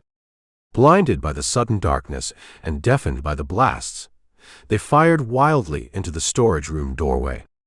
Muzzle flashes stroked the gloom like lightning, chewing the doorframe to splinters. Eldridge dropped flat to the floorboards, letting the storm of shots pass 2 feet over his head. "He's in the back," someone screamed. Eldridge scrambled forward on his elbows, staying beneath the smoke bank. He slid out of the storage room and onto the main floor, crawling right into the legs of a guard backing away from the doorway. He drove the Bowie knife into the man's calf. The guard shrieked, his leg buckling. As the man fell, Eldridge grabbed his belt, using the dropping body as a shield. He raised the Schofield and fired a round into the chest of a third guard standing near the potbelly stove. The man slammed against the hot iron, knocking the stovepipe loose and filling the room with blinding wood smoke. "Stop shooting," Silas roared over the din. "You're hitting our own men." Eldridge released the wounded guard and rolled under a wooden bench. The room was a nightmare of choking smoke, ringing ears, and panicked shouts. The remaining bodyguards were completely disoriented, firing at phantoms. A guard stumbled backward into the bench, coughing violently. Eldridge reached out, grabbed the man's ankle, and yanked hard. The man crashed to the floor, his chin smacking the hard pine planks. Before he could recover, Eldridge drove a knee into the center of his back, bringing the heavy steel barrel of the Schofield down across the back of the man's skull. The guard went still, 2 men left standing. Silas and one other. "Boss, we gotta get out of here," the remaining guard panicked, clawing at the lock on the front door. He abandoned all pretense of a fight, desperate to reach the fog outside. Silas didn't try to stop him. The scarred professional stood perfectly still near the ticket cage, tracking the movement in the smoke. He was waiting for a clear target. The panicked guard threw the front door open. The gray mist of the rail yard swirled into the smoky room. "Don't stand in the light, you idiot," Silas hissed. The warning came too late. The open door backlit the fleeing guard perfectly. Eldridge fired from the floor. The bullet caught the man in the thigh, dropping him onto the porch with a howl of agony. Silas saw the muzzle flash. He pivoted, aiming his revolver at the floorboards where Eldridge lay. Eldridge scrambled sideways. Silas fired. The bullet shattered a floorboard inches from Eldridge's ribs, driving sharp splinters through his canvas coat. Silas cocked the hammer again, tracking the movement. Eldridge threw the empty Schofield. The heavy chunk of steel spun through the smoke, catching Silas square in the bridge of his nose. The bodyguard stumbled backward, his gun firing harmlessly into the ceiling. Eldridge surged to his feet. He crossed the distance in 3 strides, tackling Silas into the wire mesh of the ticket cage. The rusted wire bowed under their combined weight. Silas fought like a cornered wolverine. He dropped his gun and grabbed Eldridge by the throat, driving a knee upward. Eldridge twisted his hips, absorbing the blow against his thigh. He brought the Bowie knife up in a tight arc, pressing the razor-sharp steel against the scarred man's carotid artery. Silas froze. He felt the cold bite of the blade. The fight drained out of him, replaced by cold, hard pragmatism. "I ain't dying for a timber boss," Silas rasped, his hands slowly releasing Eldridge's throat. I drop my hands. I walk out the door. "You keep walking until you hit the state line," Eldridge whispered, his voice dangerously quiet. Eldridge stepped back, lowering the knife.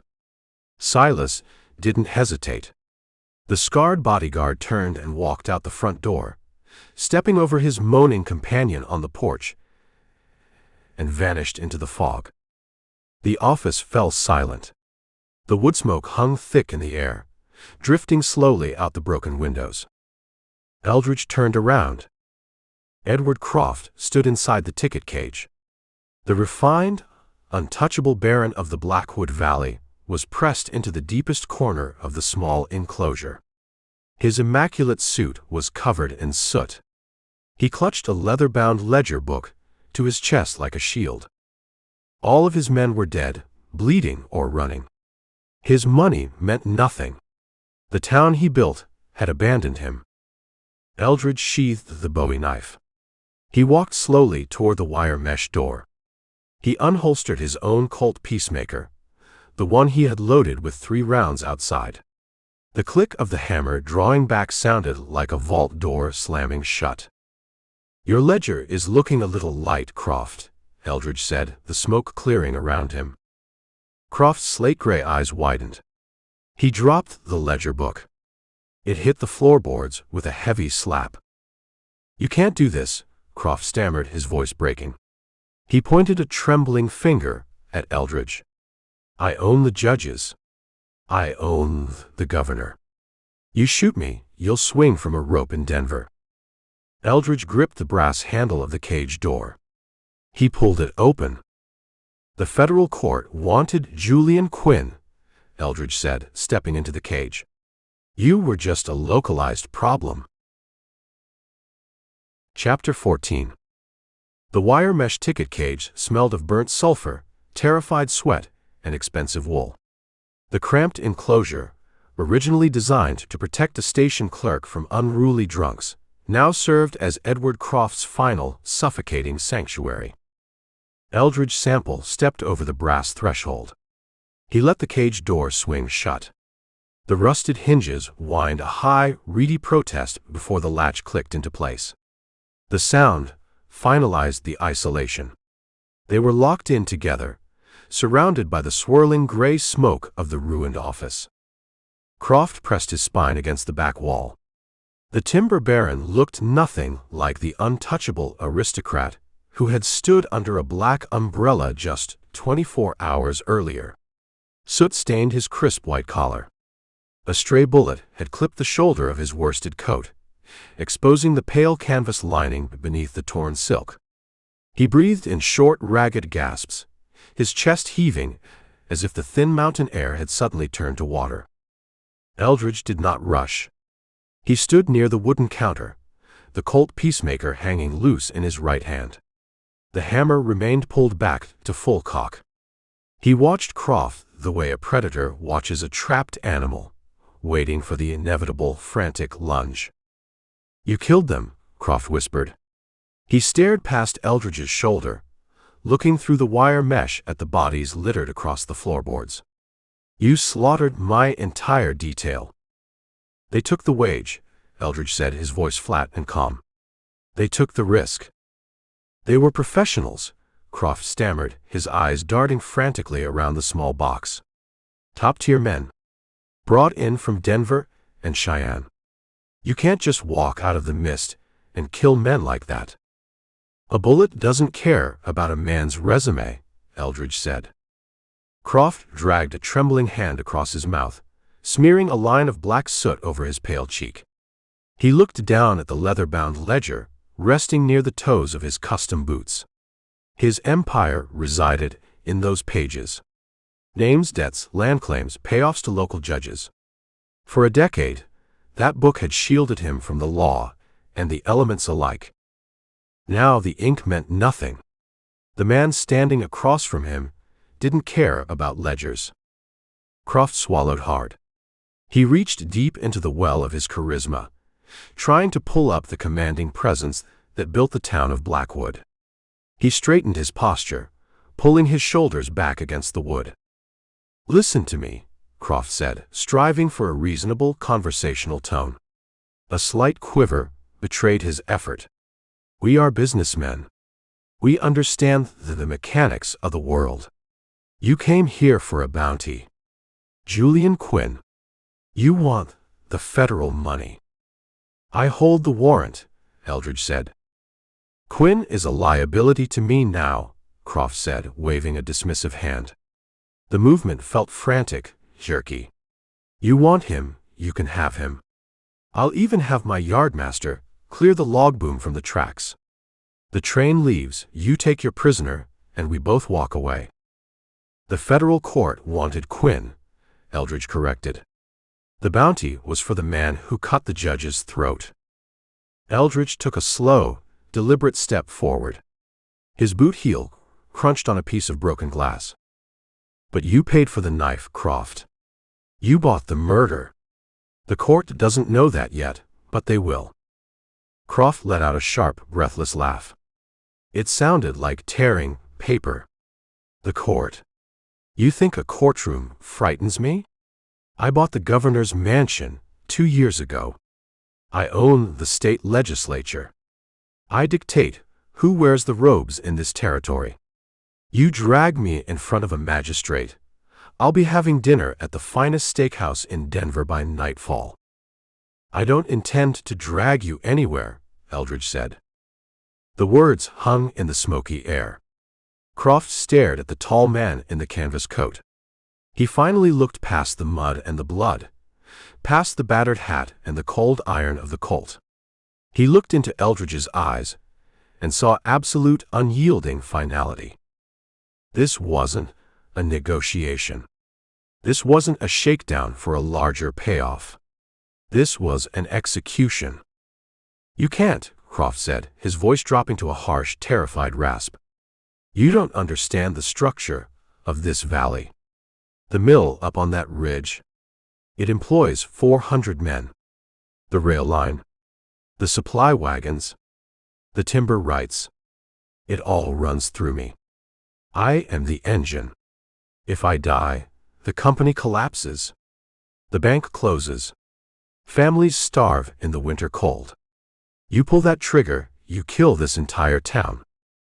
The trees still stand, Eldridge said. The river still flows. Men will always cut wood. They'll just cut it for someone else. Someone who doesn't buy a judge's throat. Croft's slate-gray eyes widened. The carefully constructed facade of the sophisticated baron shattered completely. Pure, primal survival instinct flooded into the void. I have money, Croft pleaded, holding his hands up, palms out. More gold than you could spend in 3 lifetimes. Safe deposit boxes in San Francisco. Untraceable accounts. I can make you a king, Sample. Just put the gun down. Name your price. My price is a quiet ride on the midnight train, Eldridge said. Croft realized the words were useless. The logic failed. The bribes failed. The intimidation evaporated. He was a cornered rat, trapped in a cage of his own making, and the terrier had cornered him. But Edward Croft hadn't built a ruthless empire by surrendering. Eldridge watched the subtle shift in the timber boss's posture. Croft's left hand remained raised, fingers splayed in a gesture of supplication. But his right hand dropped an inch lower, hovering near the opening of his tailored vest pocket. The tell was obvious. Croft's eyes lost their frantic, darting panic. They hardened, narrowing into a sharp, desperate focus. The breathing slowed. The muscles in his right shoulder bunched under the ruined wool suit. He was going to make a play. Eldridge didn't raise his voice. He didn't issue a warning. He simply watched the man calculate his final fatal odds. You're a fool, Croft spat, his lips curling into a vicious sneer. A dirty, uneducated drifter. Croft lunged. His right hand plunged into the silk-lined vest pocket. It was a fast, desperate movement, born of pure adrenaline. He ripped a silver-plated, double-barrel Remington Derringer from the hidden holster. The small weapon caught the dim light of the sputtering lantern. Croft brought the muzzle up, aiming for the center of Eldridge's chest, his thumb scrambling to cock the tiny hammer. It was a valiant, terrifying effort for a man accustomed to letting others do his killing. It was also tragically slow. Eldridge didn't need to draw. He already held the Colt Peacemaker leveled at Croft's waist. He didn't flinch. He didn't step back. He simply raised the long steel barrel 6 inches and squeezed the trigger. The heavy revolver roared. The deafening concussive blast rattled the wire mesh and shook the wooden walls of the small cage. A blinding flash of orange fire illuminated the soot-stained planks. The .45 caliber slug struck Edward Croft dead center in the sternum. The sheer kinetic force of the heavy round arrested Croft's forward momentum instantly. It hit him like a swinging sledgehammer. The silver Derringer fired wildly into the floorboards, the small bullet biting harmlessly into the pine. Croft's eyes bulged in pure, uncomprehending shock. The breath left his lungs in a sharp, wet hiss. He stumbled backward, rebounding off the rear wall of the ticket cage. His hands flew to his chest, clutching at the sudden, blossoming stain of crimson soaking through the crisp white shirt and the expensive gray wool. He looked down at his own hands, his fingers slick with warm blood. He looked up at Eldridge, his mouth working, trying to form a word, a curse, a final plea. Nothing came out. Croft's knees buckled. He folded straight down, collapsing like a puppet with the strings violently severed. He hit the floorboards hard, his shoulder resting against the leather-bound ledger he had dropped minutes earlier. A long, rattling exhale escaped his lips. The life drained from the slate-gray eyes, leaving them dull, fixed, and empty. The undisputed king of the Blackwood Valley lay dead in a dirty ticket cage. Eldridge stood motionless in the swirling smoke. The ringing in his ears gradually faded, replaced by the steady, rhythmic hiss of the trapped locomotive idling in the yard outside. He kept the Colt aimed at the body for 5 full seconds, waiting for a twitch, a gasp, a sign of lingering resistance. The man remained perfectly still. A dark pool began to spread across the dry pine floor, creeping toward the edge of the ledger. Eldridge lowered the revolver. He uncocked the hammer with a smooth, practiced motion of his thumb and slid the weapon back into the leather holster on his hip. He stepped forward, his boots stepping carefully over the spreading blood. He looked down at the dead man. Croft's face looked remarkably peaceful in death, the arrogant tension completely smoothed away. Eldridge reached down and picked up the silver-plated derringer resting near Croft's limp hand. He examined the small, elegant weapon. An aristocrat's tool, meant for cheating at cards or settling quiet disputes in carpeted rooms. Completely useless against a man who hunted the high country. He tossed the small gun onto the ticket counter. He turned his back on Edward Croft. He pushed the wire mesh door open. It whined again, a lonely sound in the devastated office. He stepped out onto the main floor, navigating the chaotic wreckage of overturned benches, shattered glass, and the bodies of the fallen enforcers. The cold mountain fog continued to roll through the broken front door, thick and gray, swallowing the wood smoke. Eldridge walked out onto the porch. He took a deep breath of the damp, freezing air, letting it clear the stench of cordite from his lungs. The rail yard sat completely silent. The grand army of loggers had vanished into the mist. Silas, the scarred professional, was gone. The surviving bodyguards were gone.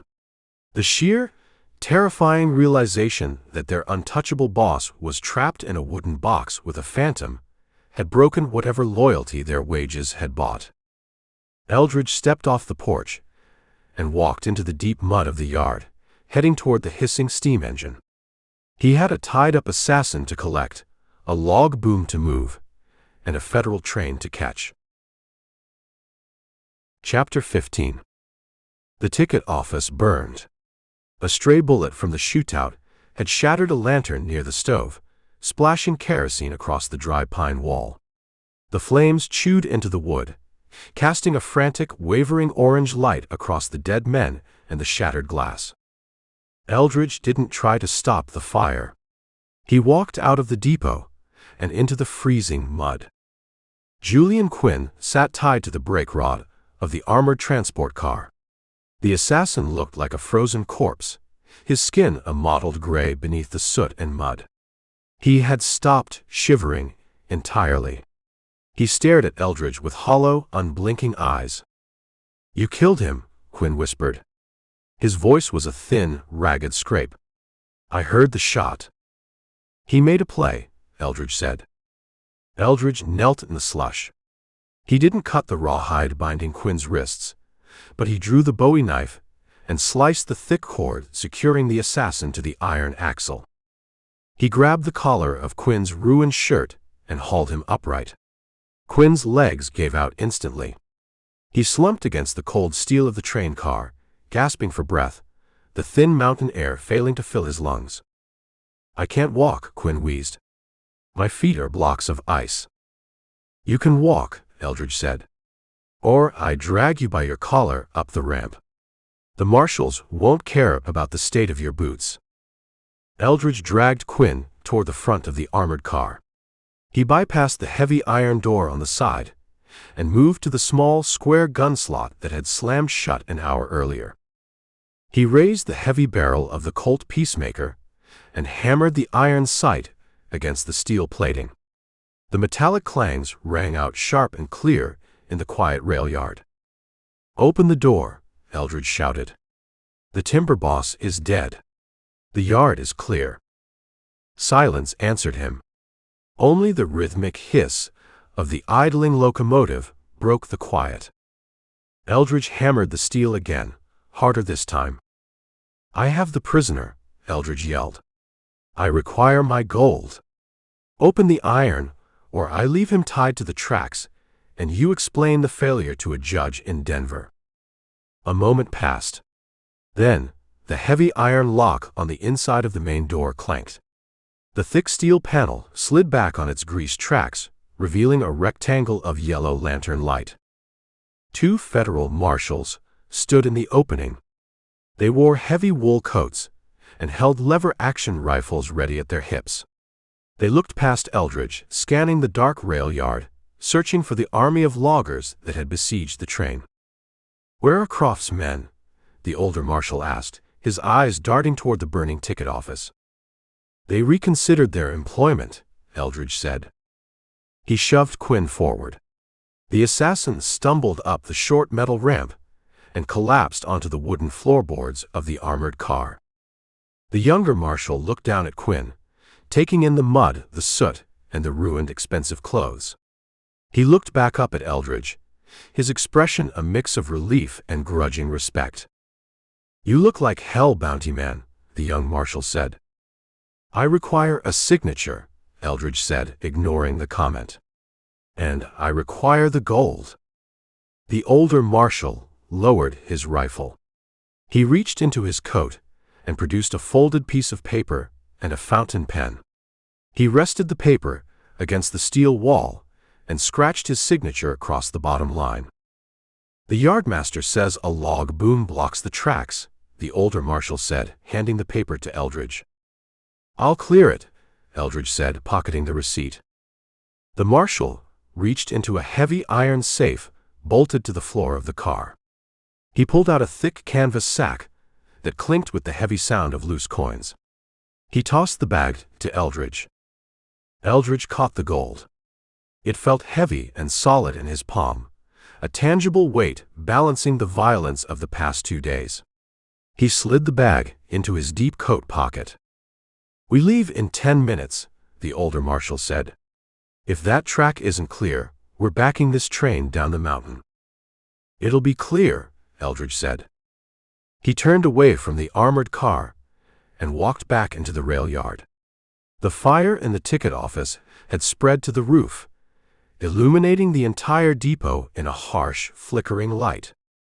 He found the yardmaster hiding beneath a rusted flat car, clutching a lantern and shivering violently. "Get up," Eldridge ordered. The yardmaster scrambled out from under the car, his eyes wide with fear. "I didn't shoot nobody," he stammered. "Croft paid me to pull the boom pins. I just did what I was told." "Croft is dead," Eldridge said. "The payroll is gone. You work for the railroad now. Go throw the switch and clear the boom. The federal train leaves in 10 minutes. The yardmaster didn't argue. He sprinted toward the riverbank, desperate to put distance between himself and the man in the canvas coat. Eldridge watched him go. He turned and walked toward the livery stable on the edge of town. The storm had finally broken. The heavy gray clouds fractured, revealing a pale, weak morning sun. The light touched the high peaks, turning the snow blindingly white, but it offered little warmth to the muddy valley below. Blackwood sat quiet. The roar of the timber mill was gone. The shouts of the loggers had faded into the timberline. The town felt like a discarded shell, a monument to a fallen empire. Eldridge reached the livery. He paid the terrified ostler $2 silver and saddled his bay horse. He mounted the animal, feeling the familiar creak of the leather beneath him. He patted the heavy canvas bag in his pocket. The gold was secure. The contract was fulfilled. He rode out of the livery and turned the horse toward the mountain pass. He didn't look back at the burning ticket office or the armored train slowly building steam. He rode into the morning sun, leaving the valley behind. The end. Don't miss. Marfa. Mesa. High Divide. Sierra Trail. High Ground. Widows and Orphans. Red River Rock. Ambush Range. Saddle Bound. Butch and Sundance. Butch and Sundance Ride.